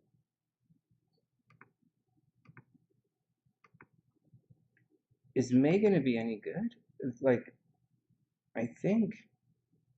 When does Pluto go retrograde? We're getting, see this Saturn's right on your Mars, Jazz. You're gonna get like, oh, sorry, I went past it. Hey, you guys know this is gonna be, hold on, May 2nd. You guys must know this. What am I speaking like Star Trek? Jazz is going through it too. She's 24 degrees Taurus. She's going all through the crazy stuff that I'm going through. It's sort of. But like, let me get my tea thing and my coffee thing, and I'll explain something here. This Mars right here at 25 degrees Aquarius, this Jazz, you're not going to be out of it for a while. I'll explain it to you when I come back. You're like me. You're not. You're not. Like I would lock. I the second week in May. Yeah, that's okay. Oh, second week. All right, second week. The we'll say around the 7th. You know what? The I'll explain why you're not going to be out of it yet. And as much as it would be nice to be out of it right now, you're not going to be out of it. And I would like to say that I would be out of it, but I'm not out of it too. I'm not. Like, I'm trying to tell everybody that, oh, wow, they're going to be out of it in the next couple of days, but they're going to be out of the T square. They're not going to be out of the Saturn affecting certain things. And that's what we're going to talk about when I come back in a sec, because you have it very clearly in your chart. All right, one sec. Oh, those cinnamon roll buns were good, sexy. Oh, yeah. Oh, wow, I can't believe I went from starving myself all day to picking at it. I also got that bread over there, if you wanted to give it a shot. I think it's a type of thing like my mom likes to get. I think you like it as well. I think the difference is it's a different brand. Yeah, they're on. I'm coming back. I think it's a different brand. You know, because that's all I think it is. I think the other brand was right beside it, but I wasn't sure which one. And I think oat bread is a little sweeter because they put honey in it. So, all right, next. All right. What are you guys talking about? Okay. All right, check it out. Let's get down to it. What do you guys think of Taurus relationships? What do you guys think? Out of curiosity, you would think Taurus would be. What do you think, sexy? No, right? There's no trust. I would imagine Taurus doesn't trust each other. Too stubborn. They're both too stubborn to make any compromise. It's kind of like, yeah. I mean, unless like something else makes them more cool. Yeah, because a money couple is kind of like Taurus Virgo or Taurus Capricorn or like Capricorn Virgo. That's Capricorn Virgo is more like a sports athlete coach couple. Taurus, but that's more like an athlete coach kind of thing. Like my dad and my mom, right? Taurus Gemini, right? That's like an athlete coach thing. But Taurus, like you think Libra, like that's a little weird one. But I see more Libra. I do see a remarkable amount of Libra. It's really weird, but I do see it. Yeah, it's one of those things we say, are you guys crazy? But like it's true. What am I searching for on my phone? All right, let's get down to it. All right. It's stubborn though, that's stubborn. But then again, all the fixed signs are stubborn. Jazz says, hence why he's an X. Well, they can be, hey, Eleni, I hope everything is cool. I hope everything is cool. Okay. Oh my God, Taurus, everything is possessive. Taurus, everything is possessive, designer. The Taurus as a signature. You see, the constellation as an energy, it's consistent. And the planet is really just where that energy is going to be placed and how you're going to wield it. So if the Venus is in Taurus, then you're going to love in a Taurus-y kind of way. Your rapport is going to be in a Taurus-y kind of way. If your moon is in Taurus, your subconscious, your hidden nature, and how your subconscious expresses itself is going to be expressed in a Taurus, in a Taurus kind of way. So if your moon is in Taurus or Capricorn, you're probably going to move a little slower because the subconscious element, your soul inside your body, is Taurusy.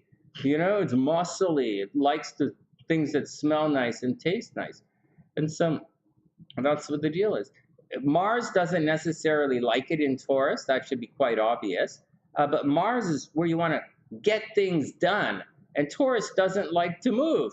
So like Mars in a sign that doesn't like to move is like not really that good.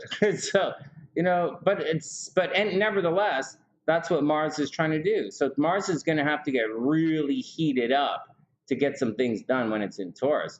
And anyways, just telling you what's going on. But Taurus is possessive. All of Taurus is possessive. So Mars is going to stimulate the possessive part of Taurus, right? And that's how it works. It's not like you have your Jupiter in Taurus or your Saturn in Taurus, and suddenly you want to put on a lot of makeup and go shopping like a Libra. That doesn't work like that. There is absolutely zero part of Taurus with all of Taurus's Venus that's going to sit there and want to do anything with a Libra. There's no way. It just doesn't work like that. Or like a Cancer, you know, or like, you know, a Gemini. Even though like there's no way. So like that's what a sign means. A sign is a color. You could like, signs are how you color things. So you could color this Taurus. You could color this Taurus. You could color, I have my recorder, one of my recorders here. You can color this Taurus. You can color it all Taurus. It's not going to make it Pisces. It's fucking Taurus. And so you can put, you know, that's how it works. And so it's how it works. That's how it works. It's not really that complicated. Like, it's like saying, this is a cup. But like, what if you like use it to cut toast, to put like it's going to behave like a knife if you use it to slice bread. Yeah, but like, how the fuck can I use this to slice bread? It's a fucking cup. And so, anyways, but that's when guys start to say things, you know, that's what kind of like, but anyways, that's kind of how it works. That's kind of how it works, guys. It's kind of how it works. The sign is just how it's colored. All right, next, let's look at Jazz's thing and see what's going on.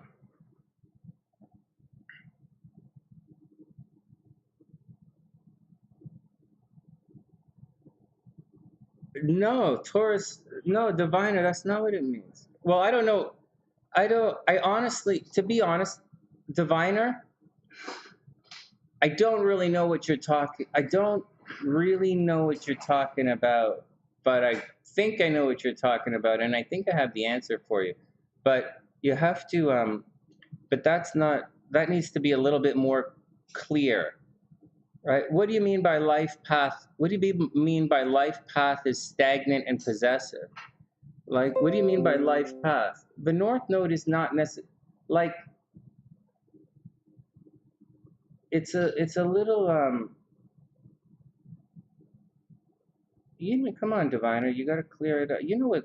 You're good. Diviner, you're good. So if you're going to ask these questions, I'm going to be hard on you because, like, you're good. So you got to, like, you got to be clear, especially when you talk to your students or you talk to your clients. You got to be clear because people aren't listening.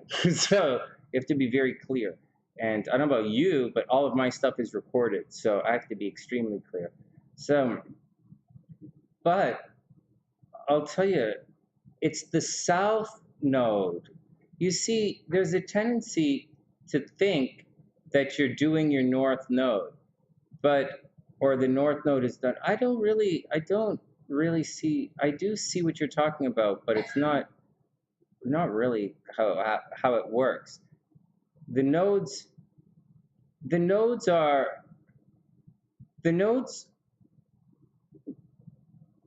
the nodes are the opposite of how you're describing them. Like, they behave the opposite of how you're describing. The nodes are like holes in your chart. The nodes are like evil in your chart. The nodes dissolve, right? The south node dissolves, and the north node is idealized and inflated. Here, let's start Jazz's reading, and I'll use her chart as an example. But no, I'll tell you right now. So if your north node is in Taurus, it means your south node is in Scorpio. So you look at it from a south node. A good way to begin is to look at it from the south node. And in the south node, in Scorpio, makes you extremely possessive over other people's things. So Scorpio south node is a very investigative south node. It means you don't trust people. It means you're always taking care of other people's things. You're either paying for other people, or you're taking care of other people's things, investigating, as opposed to focusing on your own things, which is the north node. So a south node in Scorpio is going to be very investigative. They might be very Spartan, right? Because a Scorpio is also known as the songbird of Arabia. It's the phoenix sitting on a well. It's the songbird singing on the well, the phoenix sitting on the well.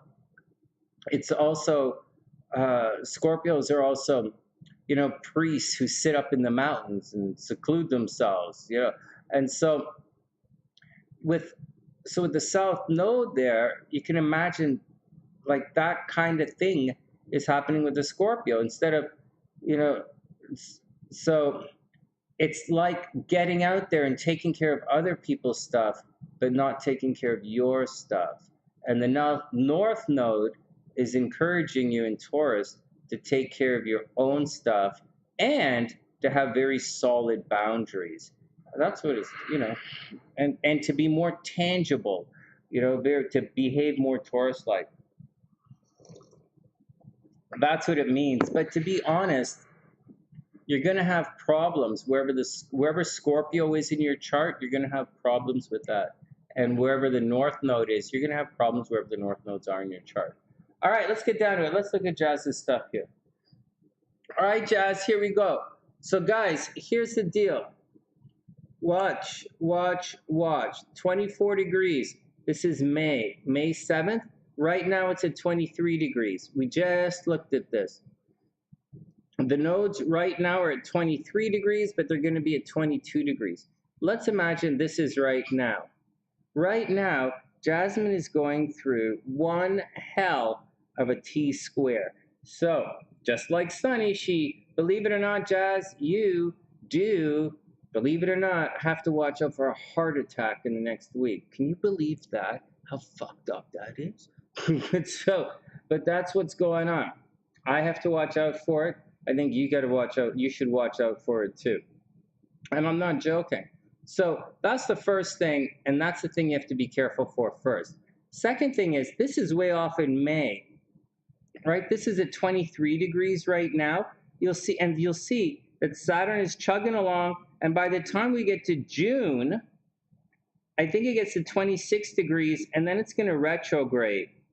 So these nodes, this node thing is going to be gone, all right? The node thing is clearing out. So let's clean this up a little bit. So the node thing that you're going through right now, so let's talk about it one at a time.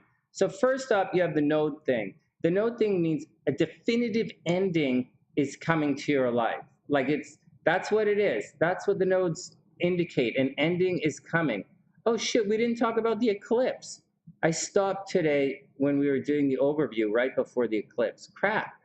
Anyways, so for Jazz, the north node is highlighting her sun, right? So she's on display. She's going through this change. And the north node blows things up. It makes it like better than it really is. It idealizes things. So people, and this is light. So, and ego and how you're seen, so to speak. So Jazz right now, her light in this world, and Jazz is supposed to be famous, right? For those who don't know, she's supposed to be famous, blah, blah, blah, really popular on social media. She could easily be a politician, right? These are aspects for politicians.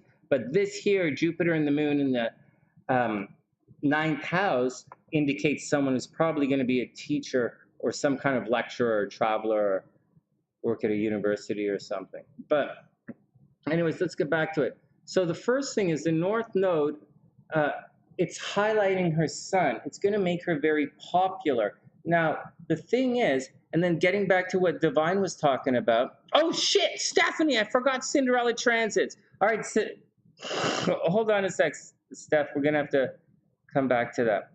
The Cinderella transits are really easy. We'll get back to that. I apologize. Oh, bummer. All right. Hey, Divine. And, okay, so Diviner. Shit, I was going to answer Diviner's work on. Okay, so Diviner, here we go. So the thing is, why I stopped you with your explanation? I stopped you because the nodes don't necessarily operate as a regular planet does. The nodes and like the planets are not that consistent. Mars isn't always bad, Venus isn't always good. But the nodes have a lot to do with effort. Like a node succeeding and a node failing, in addition to what's around the node, has to do with your effort. And with the North Node, you have to put effort into doing the North Node to make it a reality. So otherwise, you're just going to be not real. So let's look at Jazz right here. So with the North Node crossing Jazz's sun, this is going to mean Jazz probably looks amazing right now. And like she comes across as like a superstar or like a superhero or a rock star because like it's in the 10th house. And with the North Node is absolutely blowing up her sun in the 10th house. Or moreover, or more realistically, the sun is kind of blowing up the North Node. And so this is going to put her, Jazz, right in the spotlight, right in the career spotlight, right walking down the street, everybody sees her. She walks into the bar, everybody's talking about her, and it's probably a pretty good thing. Now, here's the major, major, major warning about all of this. Okay, hold on, guys. So check it out. So here's the major warning about all of this. So as you're walking into, like, let's say Jazz walks into a bar and she walks in.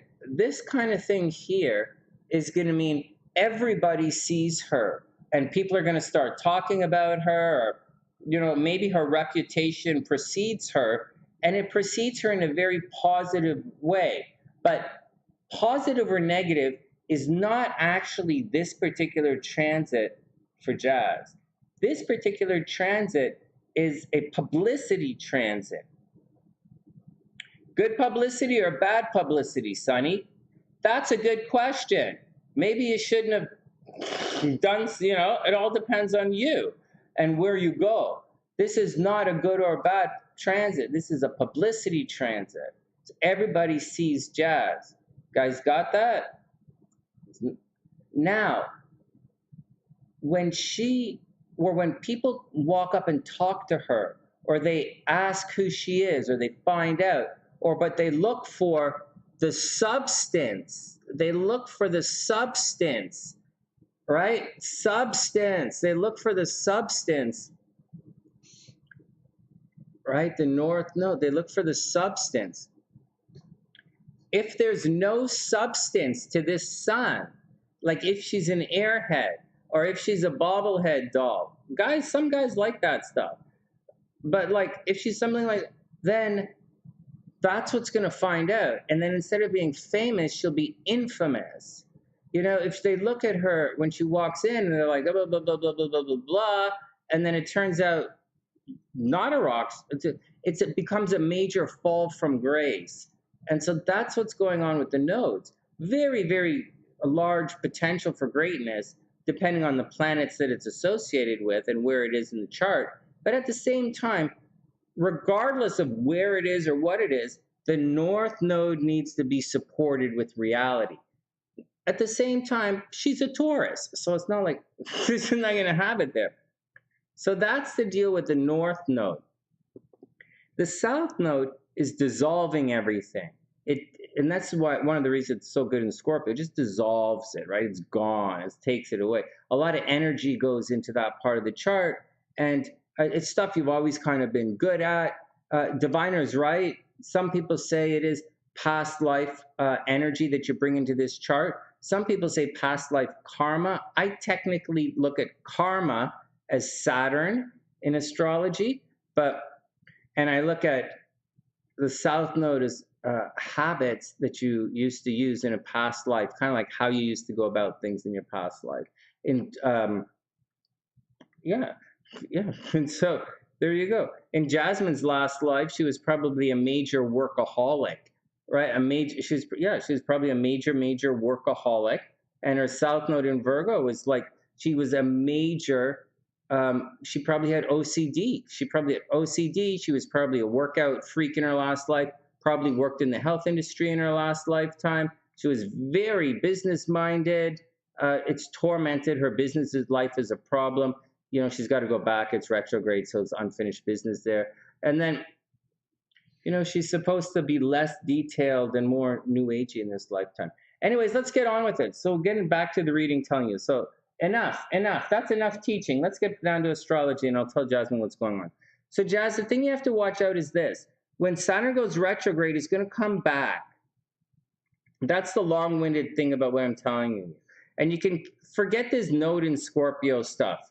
What's more important, and you can forget this node stuff. That's important, but it's not the biggest deal. Uranus is going to march through. What can you do? The sun, you know, neither here nor there. Something sudden and unexpected is going to happen. Unexpected travel this year. But Jas, this is the thing right here, guys. This is the big energy. The square is coming back. It's a very long-winded way for me to say the square is coming back, all right? Are you going to win? Wow, that's the question. Are you going to win on that date? That's a really difficult date to succeed on, very sincerely, because everything is squaring your sun. Like, it's squaring. It's not, this week is not the best week to win. But I will tell you something. I do think, Jas, I think you're gonna win. Like, with Venus and Jupiter cruising through, like, just nice and simple, right? Nice and simple with Venus and Jupiter and, you know, forget Neptune. That's gonna be here for a while. Neptune is like, you think you're gonna win, but you really lose. So fuck Neptune. But up here, and Chiron means it's gonna hurt no matter what you do. So fuck Chiron. But Jupiter and Venus, these guys say you're gonna win. But Mars is going to creep in for a month and a half, right around like the 8th or 9th. So, Jas, once Mars creeps in a little bit, it's going to be a real fight. You kind of want Mars to clear out as much as you want Venus here. You got to get Mars out. And to get Mars out, Venus is going to go.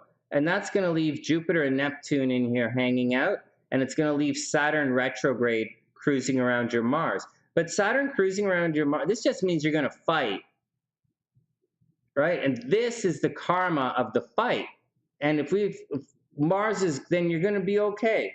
You're going to be okay. You're going to fight. You can see the fight. You're going to be okay. But you're going to be better, way better, when Mars finally clears out through here. You want Mars gone, and then you're going to be okay. Because, Jas, if you negotiate with Mars in here, then you're gonna pay. You're gonna lose. You're gonna pay. So you want to negotiate with. So if Mars is there or Venus is there, you're gonna pay. So if Venus is there, you're gonna pay. If Mars is there, you're gonna pay. But if Mars is there, they're also going to try and steal from you. So that's the difference. And so you want Mars gone. And that's what you do. With Venus there, with Venus, you might let them rip you off, right? You might lose and think it's okay. With Mars, you might win and get pissed off. You guys catching this? So with Venus there, you could win and still lose, and you could lose and think it's okay. Kind of like bombing the fuck out of Ukraine, and everyone saying, well, as long as they don't use chemical weapons, it's okay. So like, bombs are okay, but chemicals are not okay, because like, you die faster? Like, what kind of fucking stupid shit is that? So, but that's the deal. That's what Venus is going to do. When Mars is there, it's not okay. But either way, it's not okay. So that's the deal. And when you're negotiating, you see, guys, when you're negotiating, you would think you want some Venus there, but it's rapport. You're going to be good. You're going to be really good, but you might also sell the farm away and not realize it. You guys catching this? How sometimes Venus is not the greatest thing? Mars is definitely not the greatest thing. All right.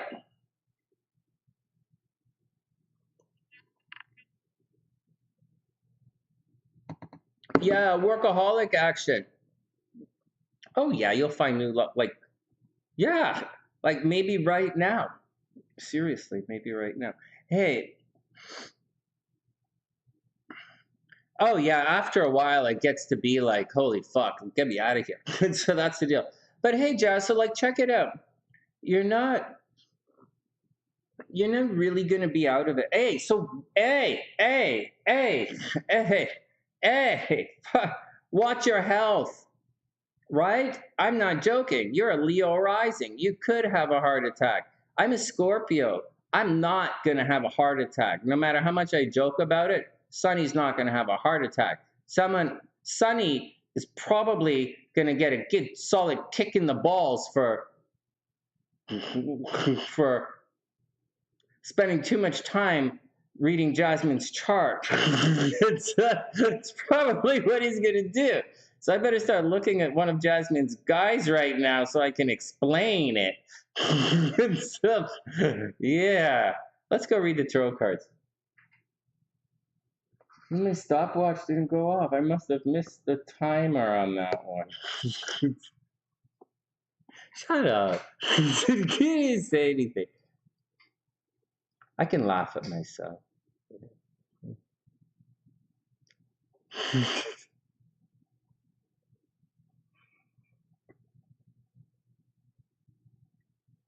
Okay, let's go look at the cards. So the big deal, Jazz, the big deal of the takeaway out of all of that, the blah, blah, blah that I'm trying to tell you is,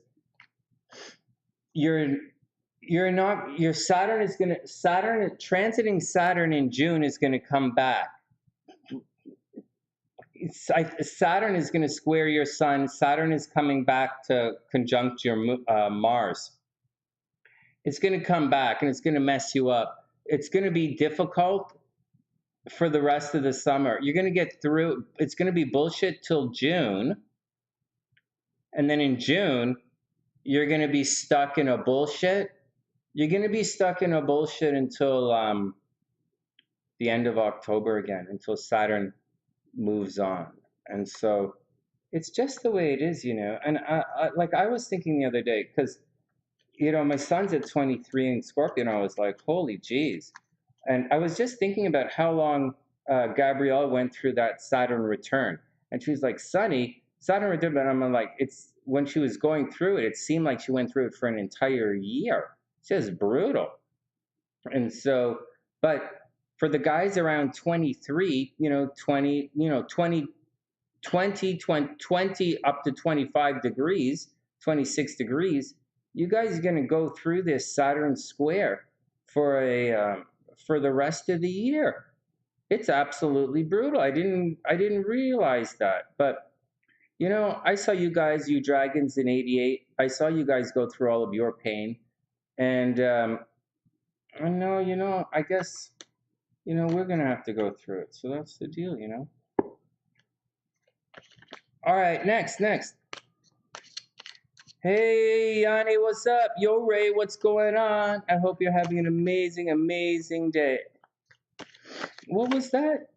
The tarot readings are $11.11, and the astrology readings are $35. And there's 2 readings ahead of you right now. Jasmine's getting her cards read, and then Kayla's, who's been patiently waiting, is getting her astrology done. Jazz, King of Wands reversed. So, well, the Saturn is transiting Aquarius. So the Saturn in Aquarius is squaring Scorpio, and it's squaring Taurus, and it's opposite Leo right now. So all of the fixed signs are still in a little bit of trouble.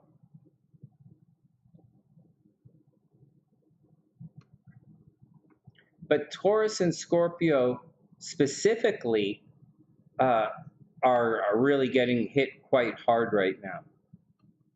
All right, but Taurus is getting super highlighted, and Taurus is almost as hot as Pisces right now, except that Taurus could really fall from grace quite quickly, depending on how they play their cards, because it's the nodes, not Venus, Jupiter. All right, Jazz, King of Wands. It's not quite time to move on yet. Be careful. You're probably getting antsy, not because of what you said in your marriage or anything, like you're divorced or anything, but King of Wands usually indicates that it's time to do it. You're ready, not for a change or anything, but it's time to take action, like literally cross the road, time to take action. But King of Wands reverse says it's not time to take action, so be careful. Oh my God. And then the Page of Wands. Look at this. You've got some action coming on. Then the Page of Wands, straight up. So there you go, Jazz. Oh, thanks, Jazz. You didn't have to do that. You didn't have to do that. I just thought it would be. Just thought it would make a lot. I just thought it would be more accurate if we did. All right, here we go. Then Jazz, Page of Wands. And so this is a learning curve that's happening. Someone's not necessarily being immature or anything, so don't worry about that. Don't stress that or anything.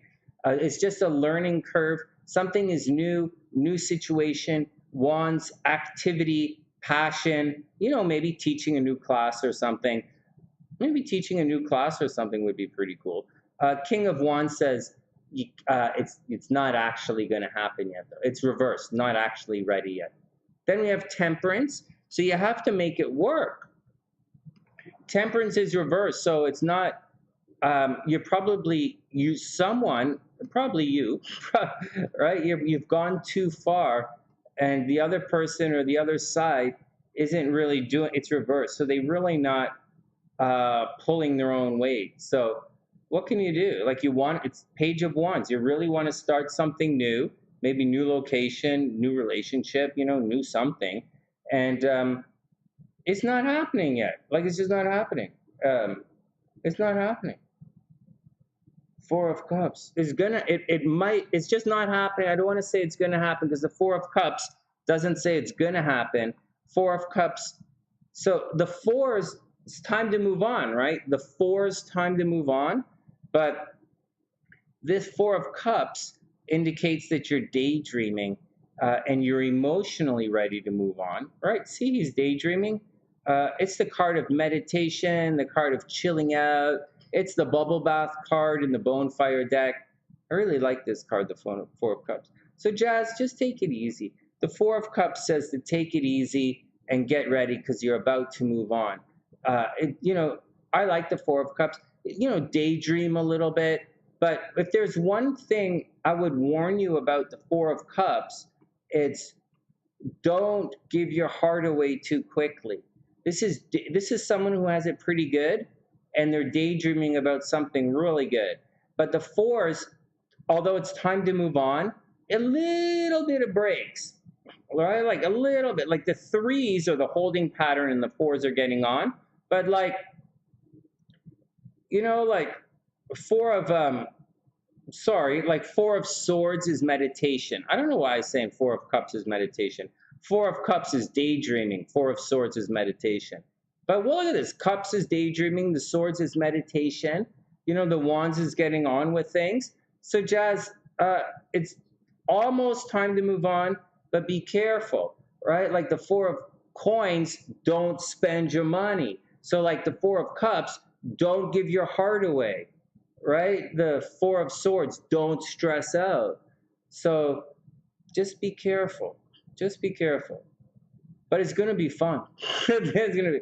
As far as the divorce is concerned, as far as everything is concerned, you're not going to be out of it until you're released from the square, and you're not going to be released from the square till around Christmas. And that's, what am I going to say, man? I'm not released from that square until Christmas either. So, hey, and at Christmas, sweetheart, at Christmas, we apply for my thing. Maybe it works. Huh. All right, next. Hey, guys, check this out. Okay, Kayla's up. My shoulders are really... Oh, my God. Kayla, is this your chart? Oh, my God, Kayla. I can't believe you're so patient. Oh, she's one of our crabs. No wonder she's so patient. Okay. Oh, man. Kayla's one of our crabs. Oh, my God. All right, we'll read your chart in a sec. Thanks for your patience.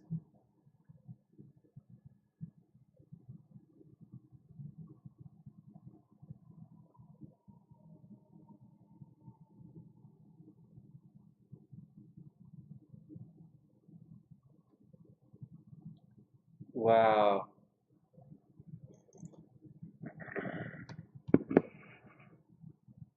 Wow, Kayla, this is a tough chart.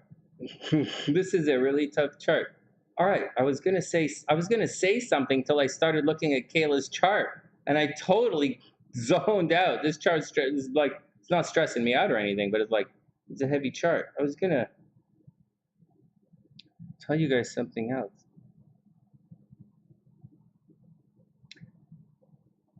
Here, let's get down to what's Leos don't need hair gel. What?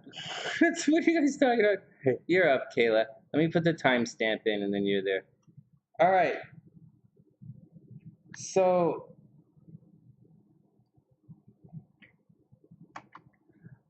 this is what I wanted to tell you guys.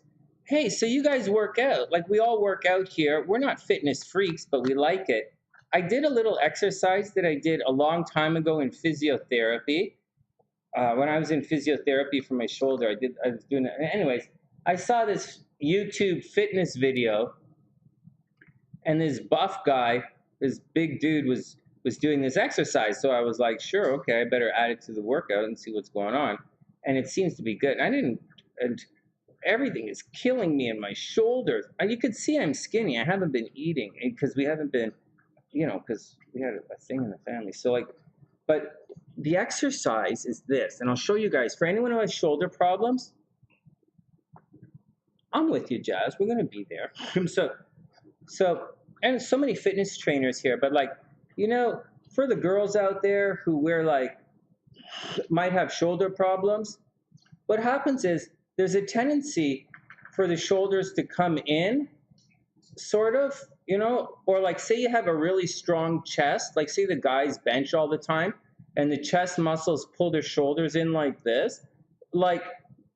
Remember, I'm a wind musician, so breathing is important to me. And so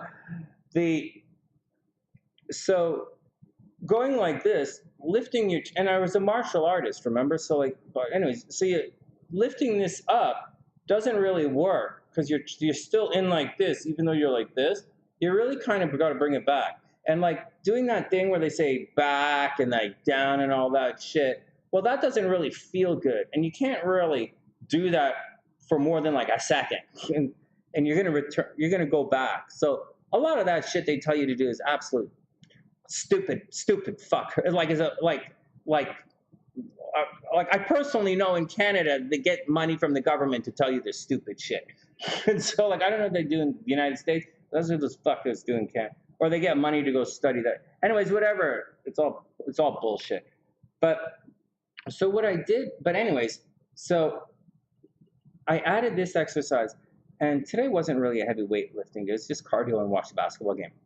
But I'm doing a thing where I go back like this, right? So I've been doing bent over rows with dumbbells, pretty light, right? Because I'm doing the thing where you really connect with the muscle, because like I don't really do this. This year is not really a lot of goals.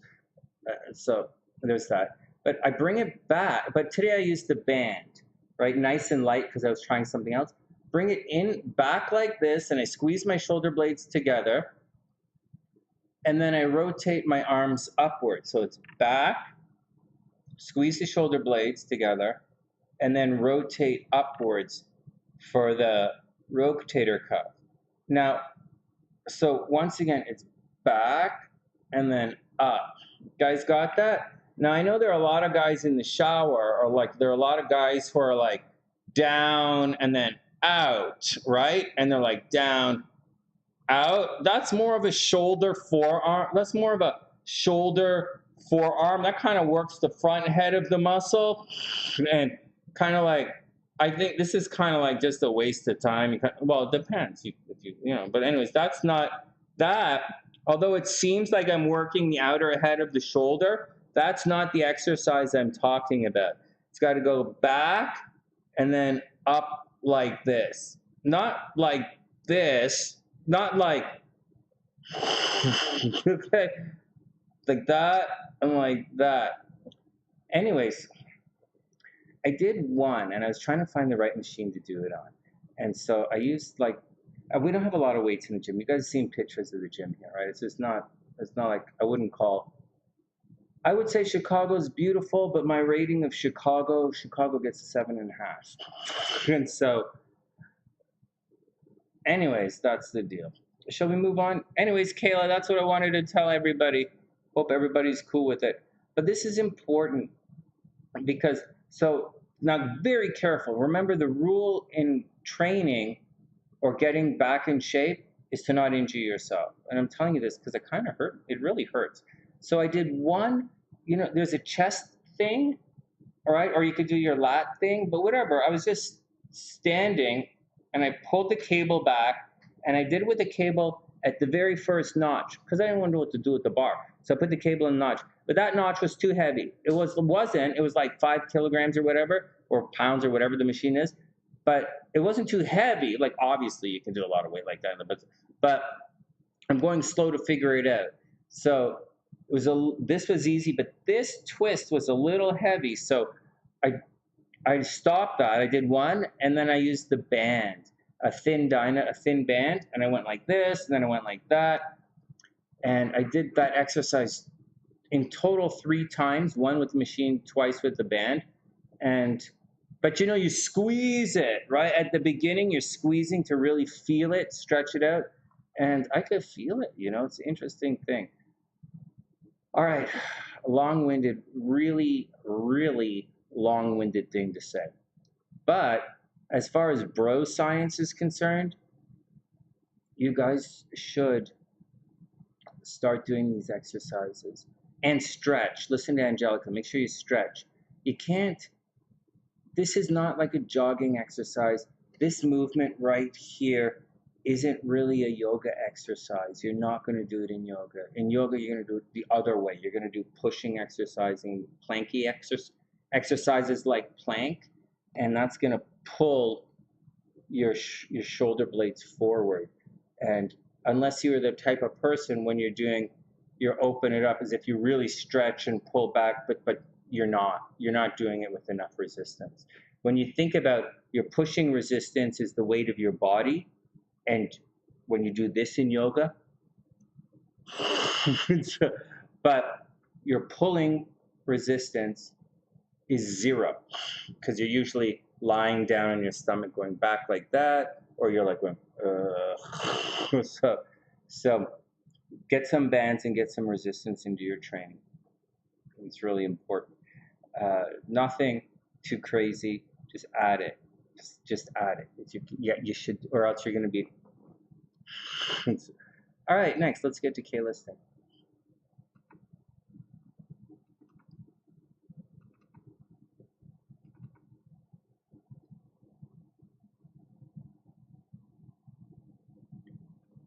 Hey, Kayla, what's up?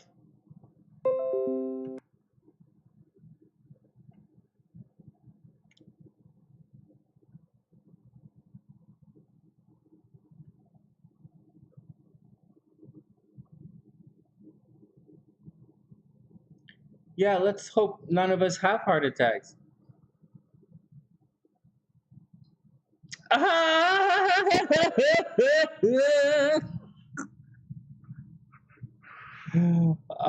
my God. Wing one, let it go. Let it go. Oh my God. Wing one, if you get into a fight with stream elements, you'll never make it through the casino. You'll be arguing with every slot machine that goes ding, ding, ding. You can't walk through a casino. Oh my God. So, plus, you can't beat the machine. The machine can't. The machine always wins. Holy smokes. Oh my God. Hey, Annalyn, what's up? I hope you're having a super amazing day. All right, let's do it. Let's do it. Let's do it. Let's do it. All right. Okay, you guys chill out. Okay, let's do it. Let me do this timestamp and then get on with it. Guys, I haven't had. I was supposed to do. I wanted to, in addition to readings, have little themes when I come online to talk about. Like little topics in astrology. And we had it. SLC and I were in the groove, and everything was good. And then we had a really bad situation in the family, and then we all got fucked up. It's been 3 weeks now. We're not going to be settled until deep into July at the earliest. Hey, Anna, of course there's time for you right now. Sure, let me know. Yeah, let me know. Just set it up. Just set me up, and I'll do it. All right, here we go. Kayla's up. Actually, you'd be next. Anna, you'd be next. Because you'll be next. Because Kayla's the last one. All right, here we go. Kayla, here we go. Here we go. All right, Kayla is a Cancer, Leo rising. Ooh. Just a mental note, she has a lot of energy in her 12th house and a little chunk of Mars in the 9th. So astrologically speaking, she would have had a very eventful past life. Actually, Kayla's Saturn is retrograde, her Pluto is retrograde. I would imagine that she was actually around a lot of death in her past life. Just saying, very eventful past life where it's in Cancer, this is 6th house, she probably took care of a lot of people. But this lifetime, let's see what's going on. So, straight up, with all of this action in the 12th house, it's going to make someone fairly reclusive. Like she's born not necessarily on the full moon, but just a little after the full moon. That's going to put all of her intentions on display.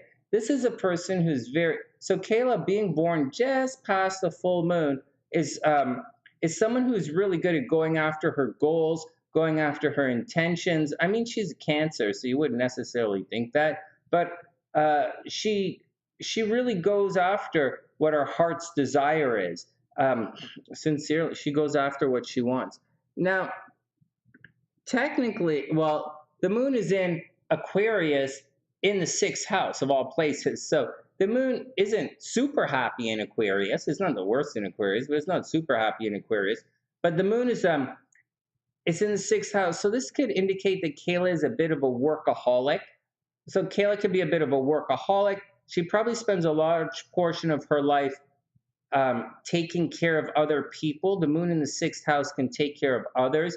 These people tend to be some kind of nurse. Not like a nurse. Doesn't have to be like a nurse, but they're taking care of other people. Kayla could also be extremely sporty, right? Like she could, her physical health is probably very, very important in her life, to the point that she might, take her health for granted at times, take her physical health for granted at times.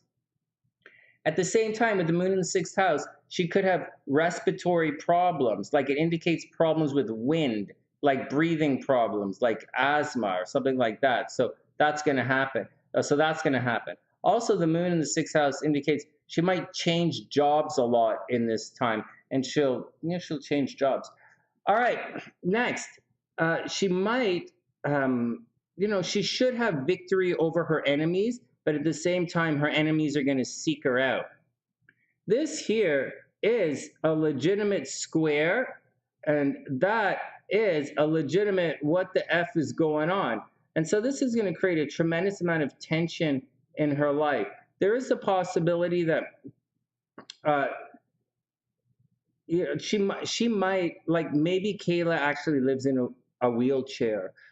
She might have a physical disability that we don't know about, or maybe there's a health situation that she worries about. She should put as much discipline into her health life as into her health and day-to-day life as possible. She should structure her daily life. Watch this. Saturn is retrograde right here. Normally we would say that's going to fuck up her Saturn, but because, like, obviously a retrograde planet, right? It's a fucked up planet, but it's in Capricorn. So the Capricorn kind of a little bit knocks out the retrograde, and it means although there's a problem in her day-to-day life, she's probably able to focus and apply herself daily. It's just she's probably not going to get to do the things that she wants to do. Anyways, you have to watch out. You really have to watch out for that kind of stuff. All right, let's move along. So Pluto in the fourth house, Lilith in the fourth house. This Pluto makes a, I don't know why this is a red line. I don't know why that's a red line. Pluto to Scorpio is about as good as it gets.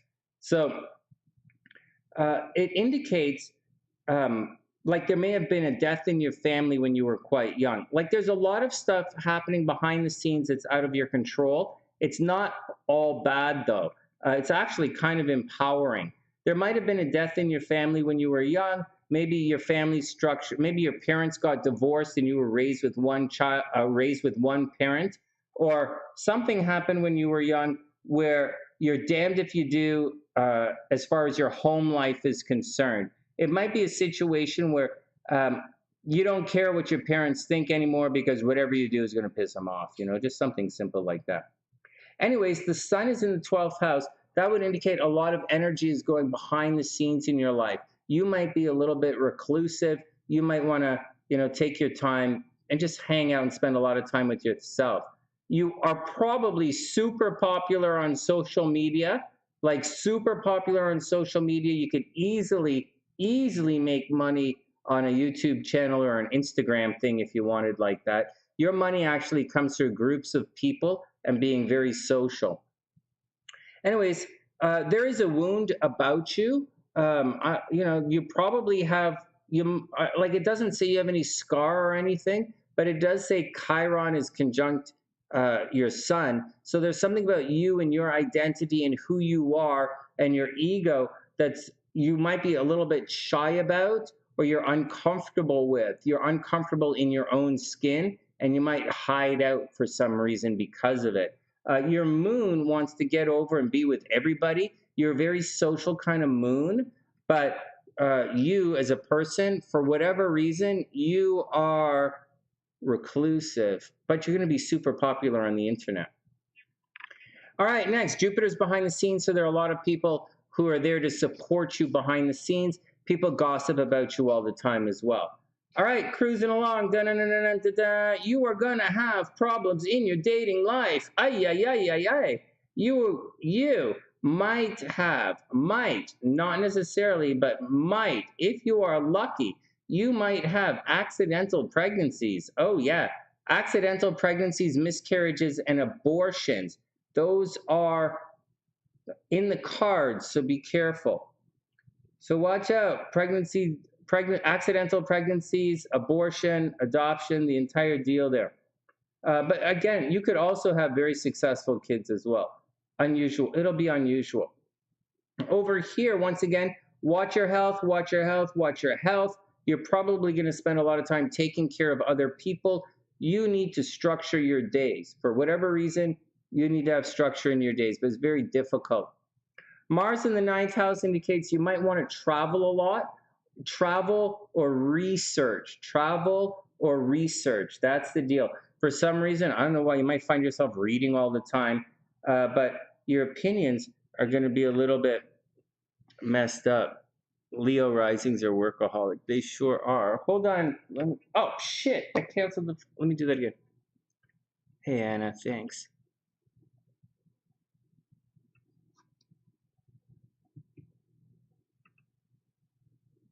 One sec.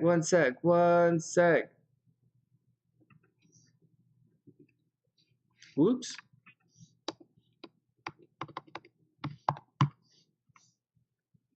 You're up next, Anna.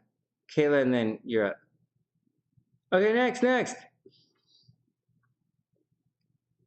All right, here we go. Okay, so what else is going on? So that's the deal. Crazy stuff going on behind the scenes. There is, yeah, that's the deal. So watch your health as you see this right here at 22 degrees. This is the big conjunction that happened in 2020, January 2020. So anywhere from like the summer of 2019 all the way through to 2020, you would have had it really, really difficult. Like you might have become very sick. Maybe you lost your job. Maybe you had a problem with pets. Actually, this chart really likes pets as well, just to let you guys know. All right. Excuse me. Let's see what transits are coming up.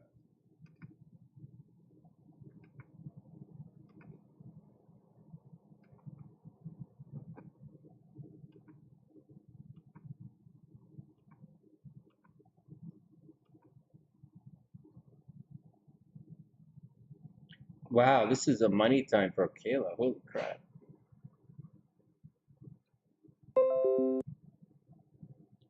You guys seeing this? Look at this. What the hell is this? April 22nd. That's right now. Okay, here we go. My God. Well, this is a money time. Let me move this forward a day. Hold on a second. Let me move this up a day. 24th. That's right now, right? Okay. She is. Look at all that stuff in the 8th house. Oh my God. So this is not good relationship time for Kayla. Leo risings are kind of having it rough in relationship. It's not, Kayla, this is not, well, let me see where your Venus is. This your love time? So 17 degrees Gemini. No, this is like about as not love time for Kayla as it's possibly going to get. Actually, almost everything in the sky is squaring or about to square her Venus. So like, forget it. Kayla. This is not the time for love for you. You're going to have to wait a couple of months. You're going to have to wait until the spring. You coming out of your love time. 2 months ago, when everything was in Aquarius, that's when you were really grooving on your love time. But everything is way cruising into Pisces now. So like, actually, Kayla, when Mars and Venus over December, January, and February, Mars and Venus were crossing through here. They were conjunct. So there was a possibility you might have begun a new job or health program or something. Or you got a pet of some sort, like maybe you got a dog in January, or you started a new job in a dog or a job in January. I don't know. Anyways, that's it. As far as relationships are concerned, what are you going to do? It's probably a little bit dry on the love front, but I wouldn't shake it. I wouldn't stress it out. Just take it nice and easy. This is money time. This is straight up money time. So it's a very good time to win legal battles. See, Jasmine, Kayla's Mars is already in here, right? It's already crossed the line. Your Mars is going to cross the line. So as long as Mars is in here for Kayla, this indicates that it's really going to put a lot of energy in here. So for Kayla, for the next little while, or the next month and a half, you're probably going to end up paying for a lot of people. Like you're going to spend on the kids. You're going to have to spend in a legal battle. Like you're going to have to pay some bills, whether they're government bills or parking tickets or someone is out to get you. You're going to have to pay through the nose a little bit. So that's the deal with all of that. Things are about, so relationships kind of suck a little bit. You know, the relationships aren't the greatest right now. And, you know, I would watch out for cheating in relationships right now. But like, it depends on type of relationship you're in. But like you are looking really good. Like you look good. All of this stuff in Pisces is really, really good for Cancer. You should be buying lottery tickets and you should be heading out and trying to date as much as you can. You should be looking really good and you should be very lucky right now as well. The only problem is your Venus, which totally lags behind your Sun, right? You probably get into secret relationships or you don't always feel it when a guy loves you, Kayla, you probably don't always feel it. You probably love relationships. You probably love dating. You probably get into very, very unusual relationships. You probably love bad boys. Wait, have I read this chart already? Kayla, did I already tell you all this?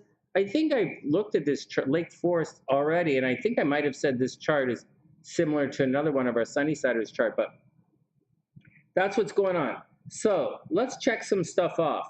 Money should be pretty good. Money should be pretty good, and a lot of stuff is flowing to your Sun right now. So that's all really good. On the negative side, the money is kind of going out. So make sure, Kayla, make sure. See, you're also attracting death right now. So Kayla, you have to watch out because you're attracting death. I'm not joking. You might get sick. There could be death by water, death by iron. Watch out for both of those. Not for you. I don't think you're going to die. I think you're attracting death. You're attracting bills. You're attracting money to pay for other people. But at the same time, you're attracting some really good things. You're probably attracting a lot of sex as well, which is a lot of fun. You know, it all depends on what you're trying to do in your life right now. So that's the deal. Just watch your health, watch your health, watch your health, watch your health. But you don't really have anything there to bump up against. I don't think you really have that much to worry about. Unexpected things could happen publicly, and that's the deal. That's the deal. That's the deal. That's the deal. I would like to say, oh, you're going to get really popular or get new job or promotion or stuff.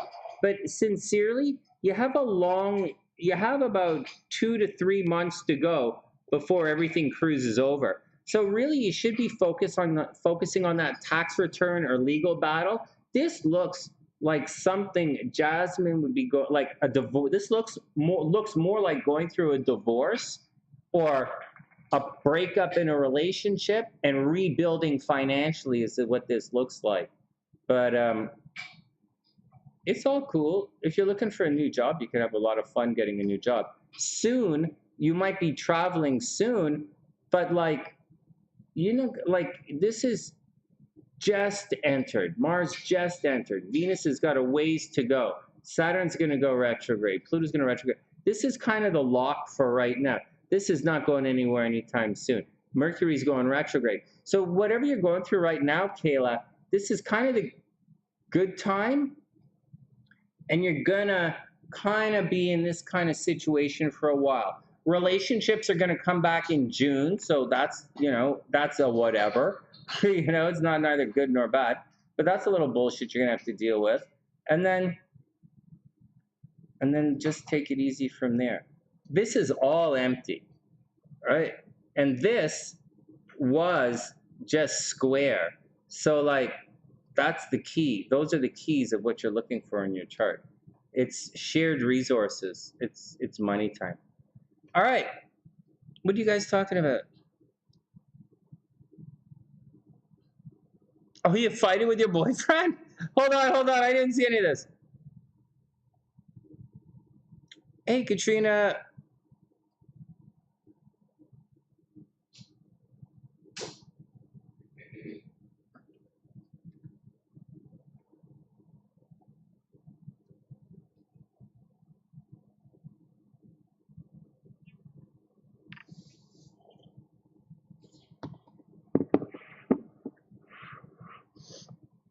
Well, you know, Jazz, Leo risings are no Leo. It's not. It's not so weird to be a Leo rising. It's you know, like every single day, a different sign rises. Like Leo, every single day, there's a Leo rising every single day. So yeah, no, but it all depends on. Just because it's every single day doesn't mean people are going to be born there, right? And so, but like, I get that. But like, you know, it's your chart is special for other reasons. All right. Okay. Next, you're recovering from the Rona. What? All right, Stephanie. I see it. Cinderella. One sec. Not debt. What? You? What? No, Kayla. It's both. It's it's both. It's debt.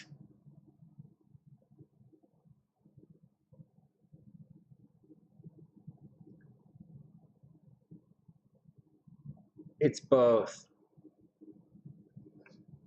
Because debt,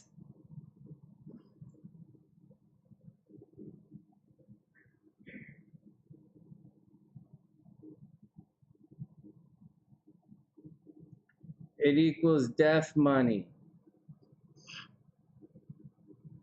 right? It's negative money. Debt is negative money. So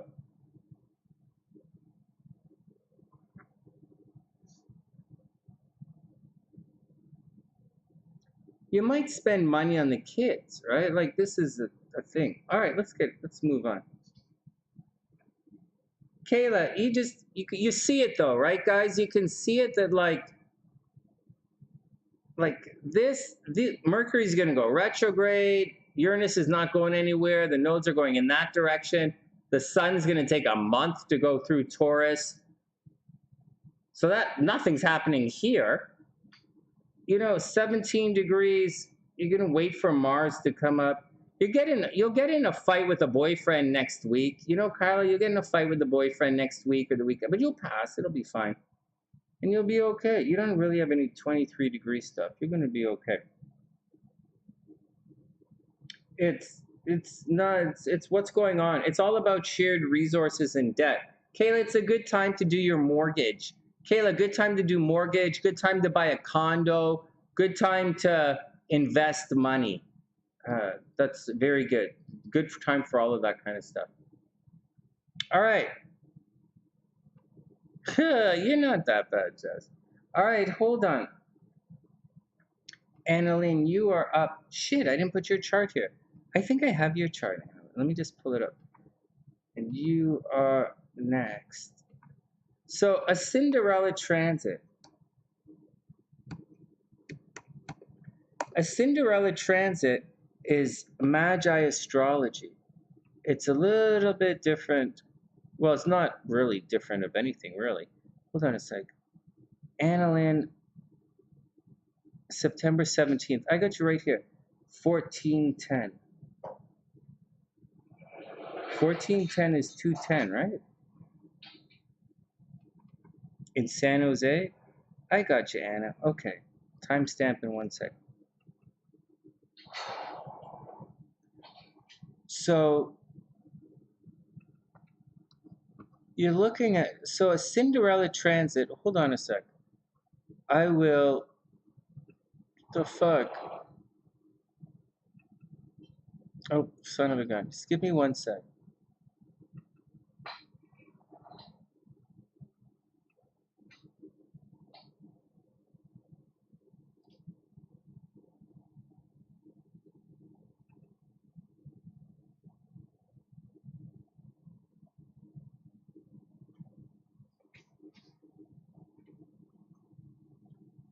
Just give me a sec.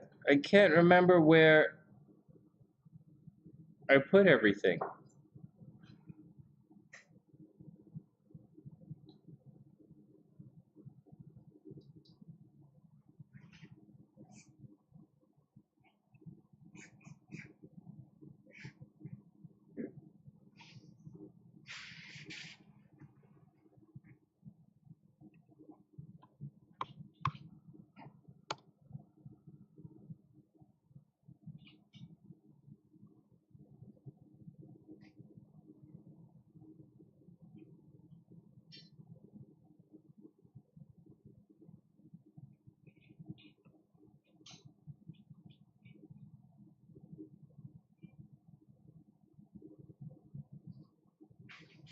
All right, I'll read it to you right now. Are you guys ready?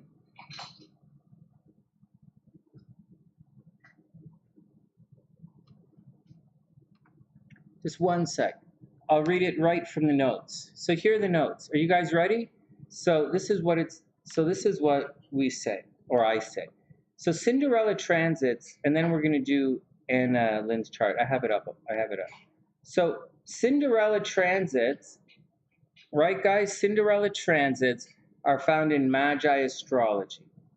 It's exactly like it sounds. It's a Cinderella transit. Like Cinderella went from like whatever the hell she was to like whatever the hell she's gonna do. Oh, my green screen is all fucked up. And so that's a Cinderella transit. Exactly like it sounds. Princess Diana had Cinderella transits with Prince Charles, and Camilla Parker Bowes has Cinderella transits as well. Oh yeah, Annalyn, of course we will. What has rolled over? Yeah, of course we will. All right, so here we go.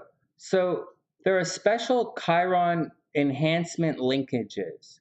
All right, so these are aspects that you're looking for, and I'll just tell you a couple of what they are. So special enhanced linkages are Chiron to Venus, Chiron to Jupiter, Chiron to, well, these, okay, hold on. Okay, here we go. So these are our Cinderella transits, so to speak. Chiron Venus, Chiron Jupiter, Chiron Neptune, Chiron Pluto, and Chiron Sun. It doesn't exactly work like that. You have to have someone has to have that in their chart, so to speak. That's a super link. They have it in their chart, and then you link into that linkage. But for the basic understanding, Chiron with Venus, Jupiter, Neptune, Pluto, or the Sun, those are Cinderella transits. It says these aspects have a special name. They are called Cinderella linkages. The linkages or the aspects are the ones most indicative. Okay, you guys ready for this? Because this is the stuff you guys ask me for on like a daily basis. These aspects have a special name called Cinderella linkages. These, right, are the ones most indicative of someone potentially being your soulmate or twin flame, depending on what generation you were born in, and someone that you could marry. But you got to have many other reasons than just this. Chiron generally indicates synchronized destinies, strong mutual bonds, and similarities between the two of you. You guys notice this is the very first thing I do when I do your compatibility chart. Not that Sunny does, like this is how I do them, right? You can do them however you want to do them. And but I look at the Chiron things first. I look at to see if you have Chiron clashes, because in Magi astrology, the Chiron clash will make you just not get together. And while I'm at it, while I'm looking for the clash, I scan for these Cinderella links, and that's what it is, and they really do work. Okay, so that's what the deal is. That's what a Cinderella aspect is, or a linkage. As far as the clashes are concerned, any clash aspect to Chiron, including the square and opposition in this type of astrology, are indicators of incompatibility stress between two people. If there are too many Chiron clashes, it's going to end in heartbreak. One of the biggest one is called the heartbreak clash, which is Chiron Saturn, or Chiron to one of the midpoints that you'll see on my charts that are up all the time, those little red squiggles that I have on SunnySide charts that you guys don't see anywhere else. That's these for the midpoints for the heartbreak clashes, because you guys ask me all the time what this, so I go looking for it. Both the Sun Chiron and Moon Chiron clash.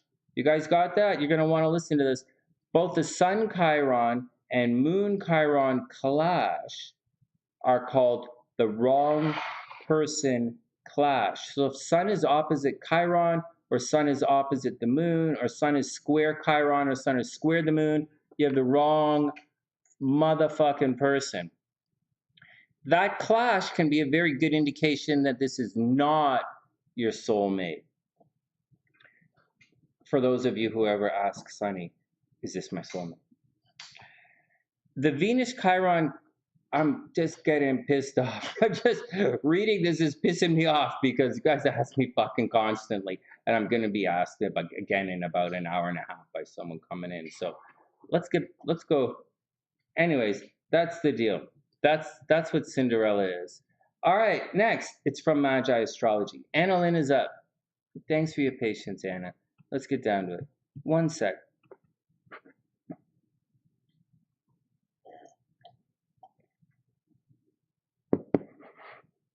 Hey, anybody in Chicago want a leather couch?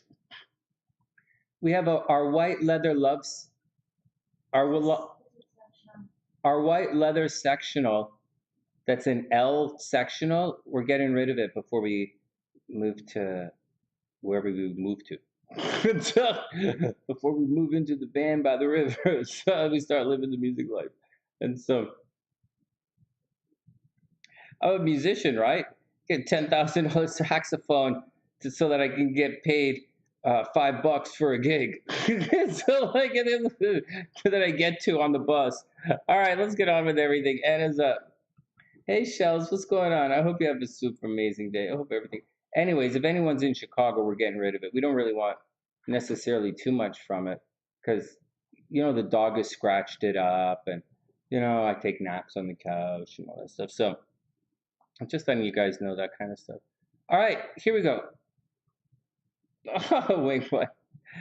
I think we're gonna, because it's gonna cost too much money to get rid of it, and it's gonna cost too much money to take it with us. So, because it's all beat up. It's the type of couch I don't know, so it's beat up. It was it's really nice. It's a really, really nice leather couch that's beat up. It's been beat. Yeah, it's been through it.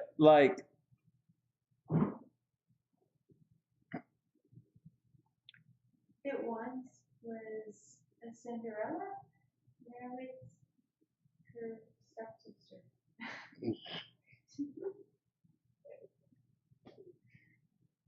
That couch. If that couch could talk, it would salt my wounds. It would salt what? That didn't work out right. It would honey my jam. Who the fuck honeys jam? All right, let's move on. I'm mixing my metaphors again. Like a fox. Yeah. Fuck. Just spit on your own hat. Yeah, it happens. Oh, okay, enough. Annalyn is up. I pulled up the tarot cards. Still can't figure out why my hat doesn't fit in the screen. I'll figure it out. Okay, hold on. Let's just take one moment and cheer for the 6. The T-Dot, the Raptors. The Raptors took out the beard and all those Confederate pretenders in Philadelphia, if that really is where you keep the bell. You must have had an awfully big dog to put it. You don't put bells on dogs, Sonny. Okay, whatever. So,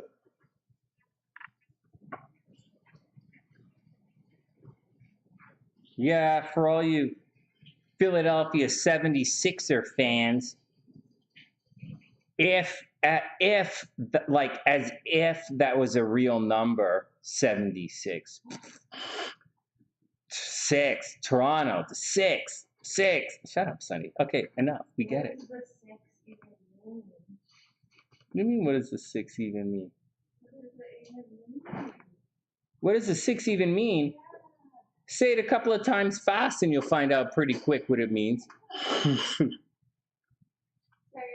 Toronto is the city of the devil? I didn't say that. Hell. There's a heaven Michigan and a hell Michigan. It's the only place on earth you can go from heaven to hell in 2 hours. That's pretty good. That's pretty good. All right, Anna, you are up. You guys, Anna, here we go. If you have any questions, Anna, I'm right here. So if you have any questions, and this is my last reading for the night. So if you have any questions, just let's see. Well, I don't know what kind of questions I can answer.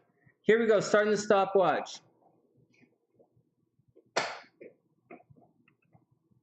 Let's put in a timestamp so she could find it first. Holy crap, I just goofed off for 25 minutes. I put the timestamp in her for her thing for 5:20. It's now 2:50, whatever. Man, she's really been patient. All right, starting it up. So Anna, when we're doing a past life reading, let me move the cursor. We start with your moon. Oh, your moon is at 1 degree Pisces. Oh, wow. You're really moving across. Look at this. You're really moving into something new. Huh. So you start with your Pisces, you start with the moon. Okay, let's start it again. Let me start it again. Let me start the stopwatch again. So your past life reading always starts with your moon. Your moon represents your subconscious. It's everything that you're carrying with you in your from your last lifetime. All of your subconscious, all of your everything of who you are, your spiritual essence sitting up there or down there or wherever it's come from, that is held in the moon.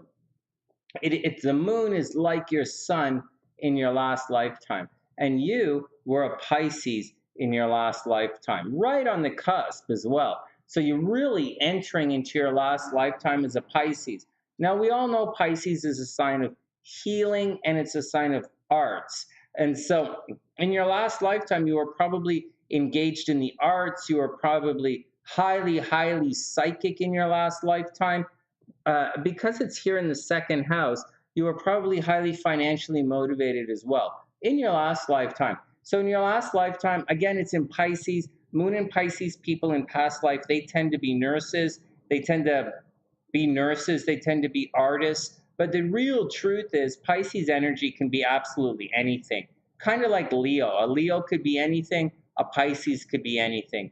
But just like Leo leads towards the entertainment, the dramatic, Pisces leads towards the healing, Pisces leads towards the arts. So in your last lifetime, you might have sang a lot, or you might have spent a lot of time healing people, and you almost definitely bringing that forward into this lifetime as well. Now, in your last lifetime, you put a lot of emphasis on faith, right? Like you put it on faith. You weren't like a medicine kind of, like you weren't like a scientist. Like this lifetime, you're supposed to go science, right? This lifetime, the sun is in Virgo. And these aren't your nodes. This is the sun, it's the moon. So in your last lifetime, you were put all of your energy into faith, spirituality, arts, love, healing other people. And in this life, you are bringing that with you. Although in this lifetime, you have to be a little bit more detail oriented, a little more fact oriented, a little more physically oriented, like physically do it, as opposed to like let everything take care of itself. You have that, and you have a very true and honest essence towards that. It indicates that you actually had lessons learned in your last life that you're moving forward to in this one. There's a but to all of this.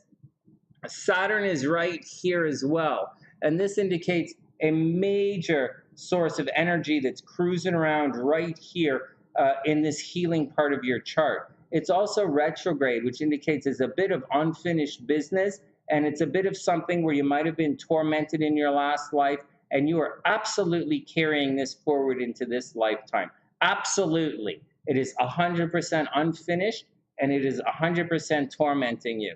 And that is in your astro sector of finances, and that's very much a Pisces kind of way, meaning your dreams and your subconscious and your vision gets a little bit tormented.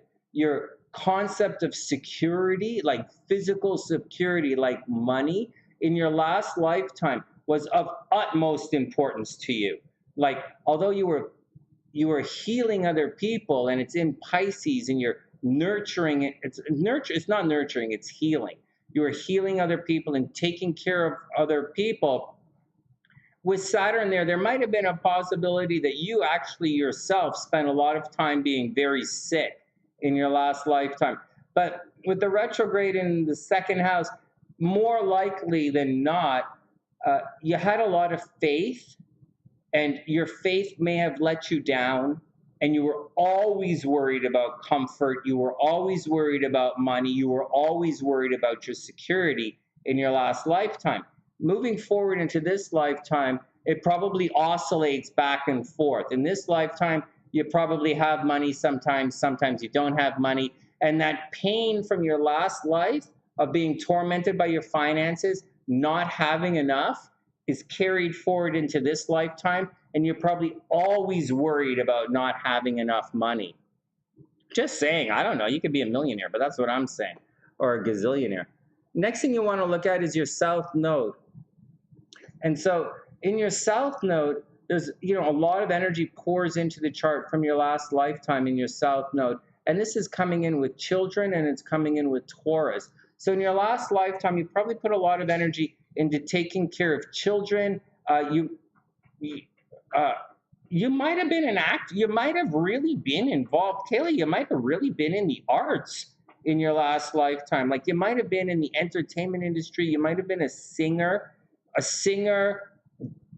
dancer maybe, because, this lifetime you're a Virgo, so, your last lifetime, maybe not.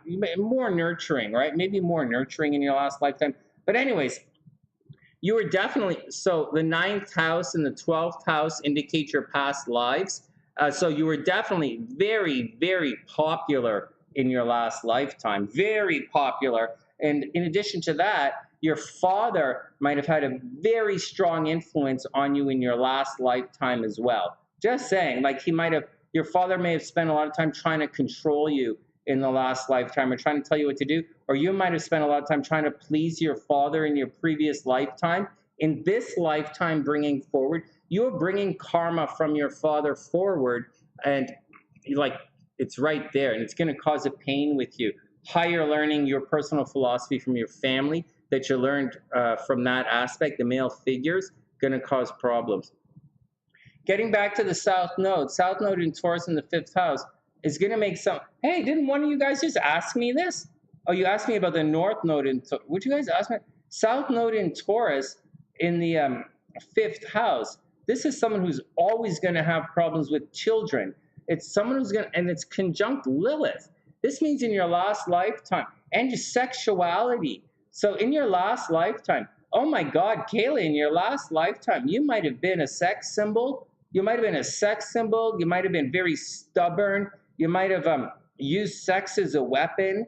You might have been extremely possessive, a very mine kind of person. Like, everything was yours. You might not want to share with anything, especially with regards to the kids. And there's an overly abundant amount of energy from your last life being placed on like being too dramatic, too playful. You're extremely creative, but a little bit selfish and possessive. In this lifetime, and definitely, you were a sex symbol. And again, you very much, high possibility you might have been in the entertainment industry or in the arts, or maybe you were like a nurse, or maybe you spent a lot of time taking care of children. I have a feeling some children died around you in your last lifetime, just saying. I don't see miscarriage or anything in this lifetime or in your but I see that children were dying in your last lifetime, or that you were put in charge of taking care of children in the last lifetime, and it was a problem. So, or in this lifetime, you might have some negative karma cruising along with kids for something.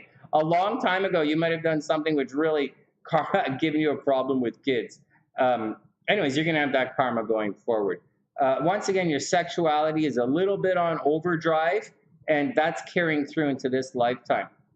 So let's just take, and obviously, you know, you have to push everything into taking care of other people, right? You know, you're supposed to take care of other people, but like you tend to fall back on you creating everything. So in your last lifetime, let's look at it again, and let's look at what you're bringing forward. Oh, hold on, let me pass. Hold, pass, pause. What?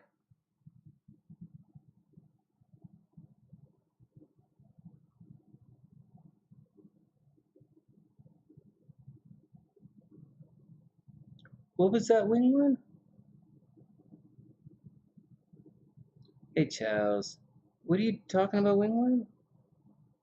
It's the Chiron thing. It's really simple.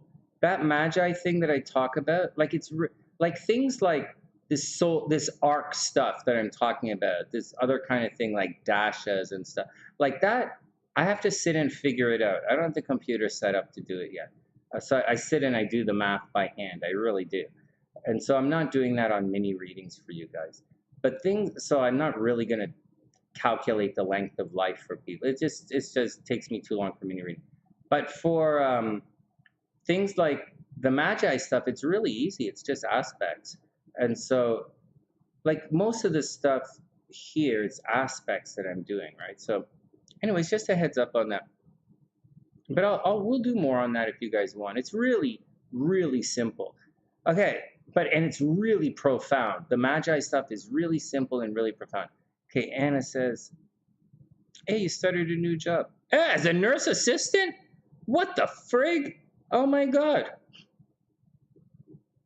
Hold on. Hey, Jessica, what's up? Hold on. I missed it. You have a chronic medical condition? No way. No way. Okay, hold on. No way.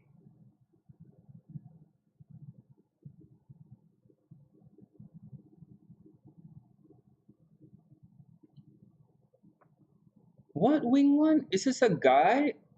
A guy doesn't want you? What? I don't believe that. I don't believe that. I don't think. I've never met any Sunnysider who would not get any guy they want. I just haven't met that. I've met a lot of Sunnysiders who fall for asshole guys who want to fuck them over. A lot of Sunnysiders have. A lot of you guys have that. But I don't think. You guys, for the Sunnysiders, for the most part, you guys are a lot more desirable than you guys realize. This is not the stupid channel. Even though I behave stupid all the time, we're not stupid here. It's even though we do stupid things, we're not stupid, and we pick each other up. We're strong, so it's funny. All right, you mean that guy at a distance? Wing, when you're supposed to be attracting at a distance. Okay, let me go back. Let me finish Anna's reading here.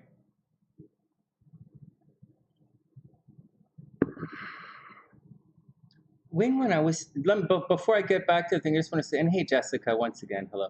Hey, Wing One. I was thinking about you when I wrote the horoscopes. It's why I've been saying, one of the things I'm saying is Cancer, love is coming from a distance. I've been thinking about you and saying Cancers are going to take a trip soon, you know? SLC is Cancer, and we just got back from Michigan, and then we're going to go to Florida and stuff. So, you know, I was thinking, so, you know, but, you know. Charles likes bad boys. That's okay. Hey, High Flyer, what's up?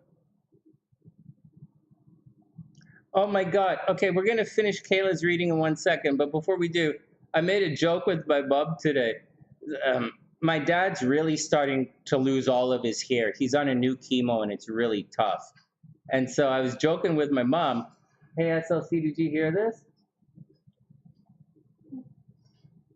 If my dad loses all of his hair, my mom's, and if anybody makes fun of him, my mom's going to have to go and slap him. Just laugh him up. All right, we're back at it. Hey, Dr. P. Hey, Pam, make sure you download those books. And if there's a problem downloading the book, just tell me and I'll figure it out. You can see on the channel, you can see on my website that I tried to put the basketball game on there, but I couldn't do it with the chat. So I didn't promote it to you. I didn't tell you guys about it, but I'm trying to do all that stuff. All right, next. Oh, thanks, Wing One. That's really sweet. Okay, here we go. Back to Anna. So the bottom line is we're gonna do her karmic kind of stuff because she wants to know the karmic lessons. It's kind of the entire point of what's going on. I got to do Roma's past life as well. Okay, so but not tonight. But guys, I got to write down, do Roma's stuff. All right. So here we go. Roma has a hell of a chart, man. She has Mars, Venus right there in the. Okay. Anyways, so first, here we go. These guys, this stuff right here is what you're bringing with you from your past life, and these are the karmic things. So money is always going to be a problem. Sometimes you'll have money, sometimes you won't have money. It looks like it's supposed to be easy breezy, but it's not. It's actually pretty intense and Pisces oriented. You have healing in you. Like you have the gift of healing in you. You also have the gift of surgery. Hey, Kayla, you have the gift of surgery, and you also have the gift of uncovering secrets. So I know you were saying nursing. I know you're saying nursing, but you could also go into psychotherapy, psychiatry. You could succeed in mental health issues. Psychiatry, right? Psychiatry, psychology, investigating things behind the scenes. You should make your money up here.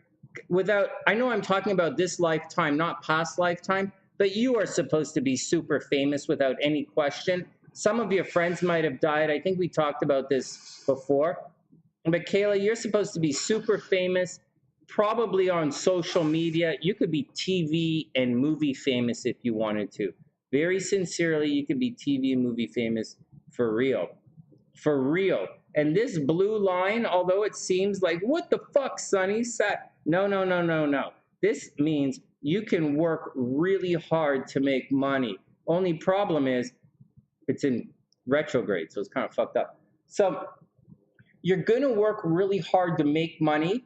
If you work hard to make money, you always will have money. That is something you're bringing from your past life.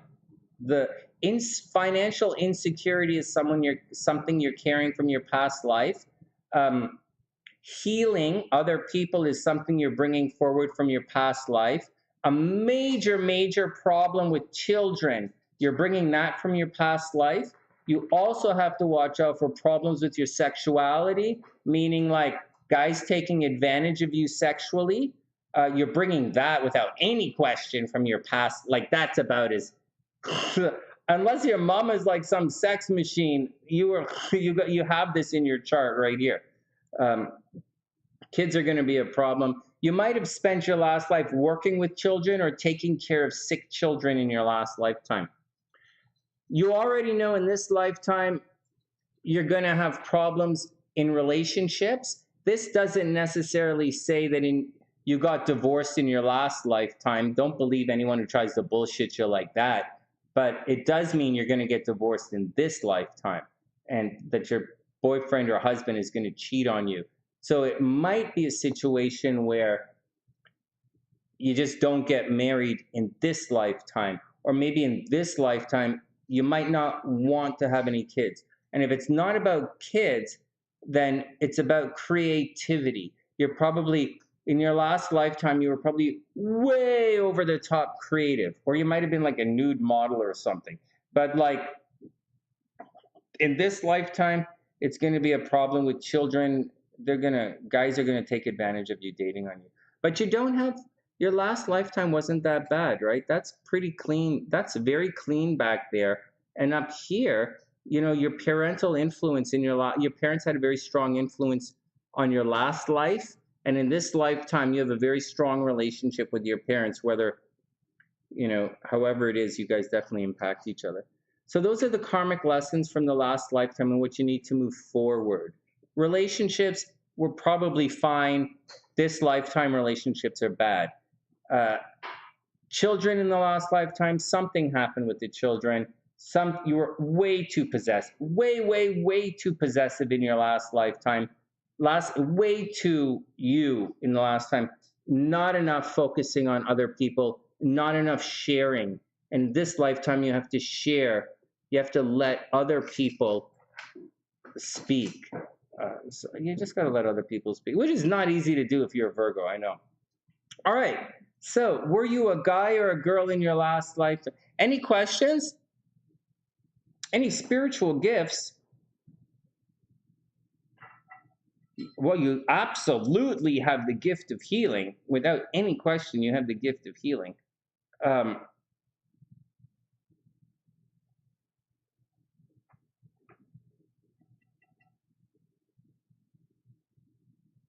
Hey, can we pause for a second? Anna, you...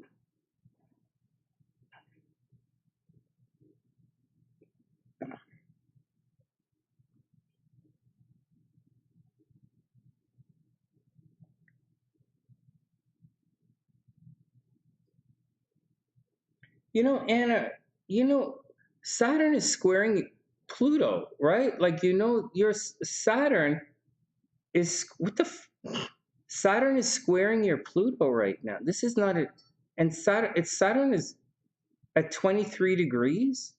It's marching upwards. Saturn is making applying square to your Pluto right now. Just to let you know, in the next month, you might have a death of one of your friends, or something is going to cost you a lot of money with your friends. Your friends are going to cost you a lot of money. You might have to walk away from some kind of group or some kind of crazy thing on social media. Just letting you know. Just letting you know in advance.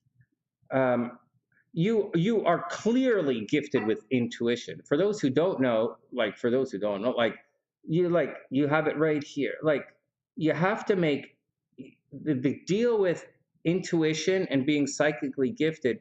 You have to make aspects, for better or worse, to the angles of your chart. And this is very clear. You're seeing it, right? 23 degrees. These guys are making it at 23 degrees. You really have intuition. You really have the gift of intuition. And then you have Jupiter right here making an aspect to the midheaven. So like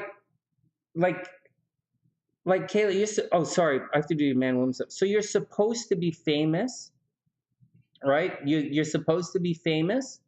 You have the gift of healing, right? Famous, healing, and you're obviously psychic, right? Intuitive as well. So those are the three. All right. Oh yeah, we got to do the male or female. Here we go.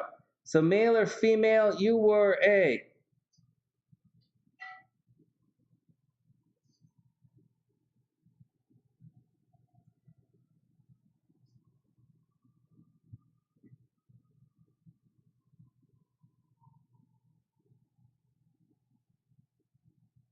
Oh my God.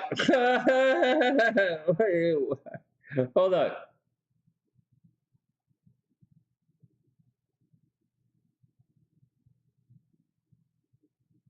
Wait, let me do it again. You're a... Hold on.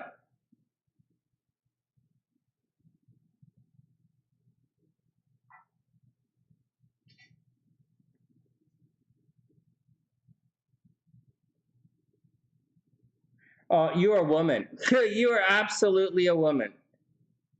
4-1. It's 4-1. You're absolutely a woman in your last lifetime. It's not even really close. Oh my God, there you go. That was really cute. You have to count up some of the planets. When you have to count the planets, you count the personal planets and in the signs, right? Like Aquarius is a masculine sign. Don't give it all away. Oh, I'm not going to give it all away. Pisces is a feminine sign, and you have to add up certain planets, and certain planets tell you if you're male or female. You have to add them up. All right, we did it. Hey, we made it through.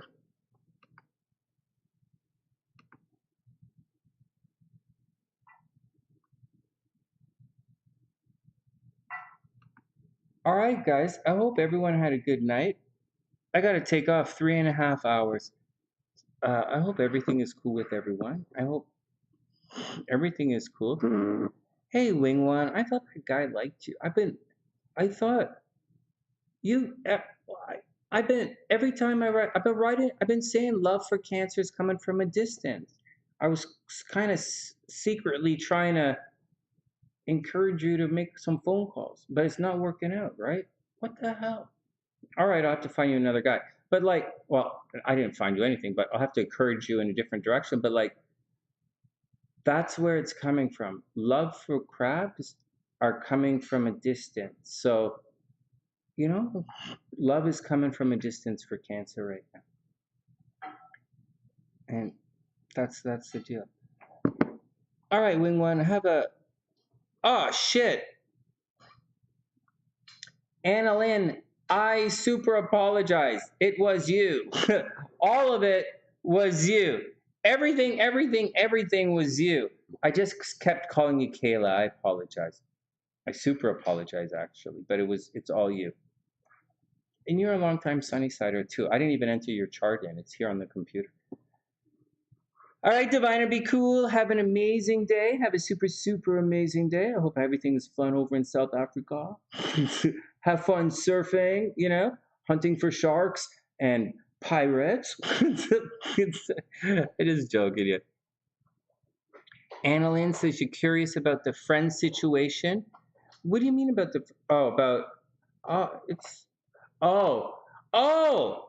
that's almost more important because past life stuff is for fun, or however you decide to use what past life, anything you learn in your, that's up to you, right? And you guys always ask questions in different ways, meaning Anna asked the past life in a different way than someone else.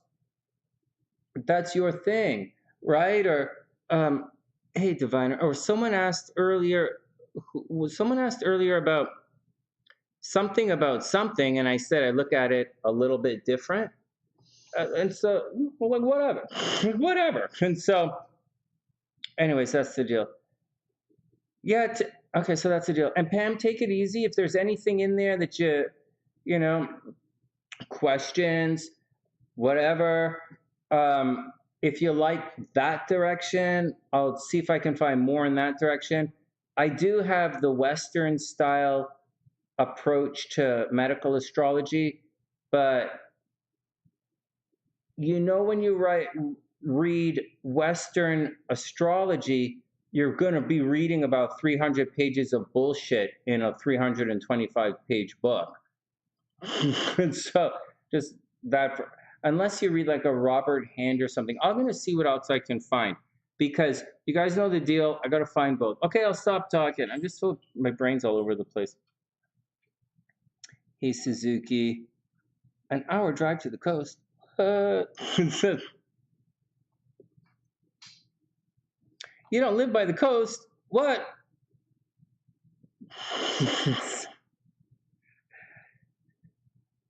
No, I thought Suzuki is in California. I thought Suzuki's in California. Diviner's in South Africa. And hey, I didn't realize Tampa is so big. Holy crap. I thought Tampa was going to be the size of Vancouver, but it turns out Tampa is like the size of Chicago. It's not? And Chicago's like just a little bigger than the size of that station wagon that I shared with my mom when I was 16. It had wood paneling down the side so that if she hit the side of a tree, no one would know. My dad knew what he was doing when he was getting cars for my mom. Oh my God, you're the biggest fool. All right, everybody be cool. Everybody have a wonderful night. And I'm going to try and, hey, I just want to say that thing. So on one hand, you see how I'm sitting? I only did a little bit of that exercise, but you can see my shoulders are backing up already. But now I'm sticking my head out like this, kind of a Scorpio thing. And I'm a little sore between my shoulder blades, even though I only did it like twice. I did it 3 times, but like twice with the band. So I don't know. All right, let's get out of here.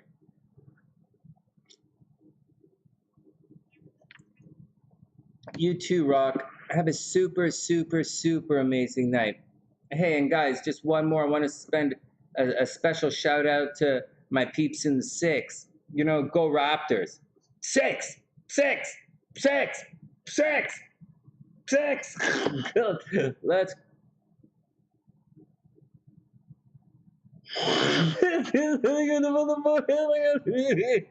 January 6, 6, 6. January 6. Let's go Raptors. January 6, 6. Oh my God.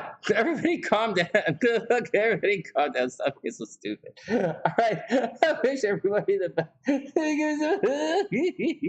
Oh my God. All right, everybody stop it. It might be cool. I gotta have fun dreams today. And with that, from the sunny side, Earth. Oh my God, Wigwam is like 76 Earth. Oh man, Earth. Oh, you can hear me in the hallway. Well, I'm passionate. Okay, Wigwam. All right, good luck, guys. I'll see you guys tomorrow. From the sunny side, I'm sorry, wish you the best.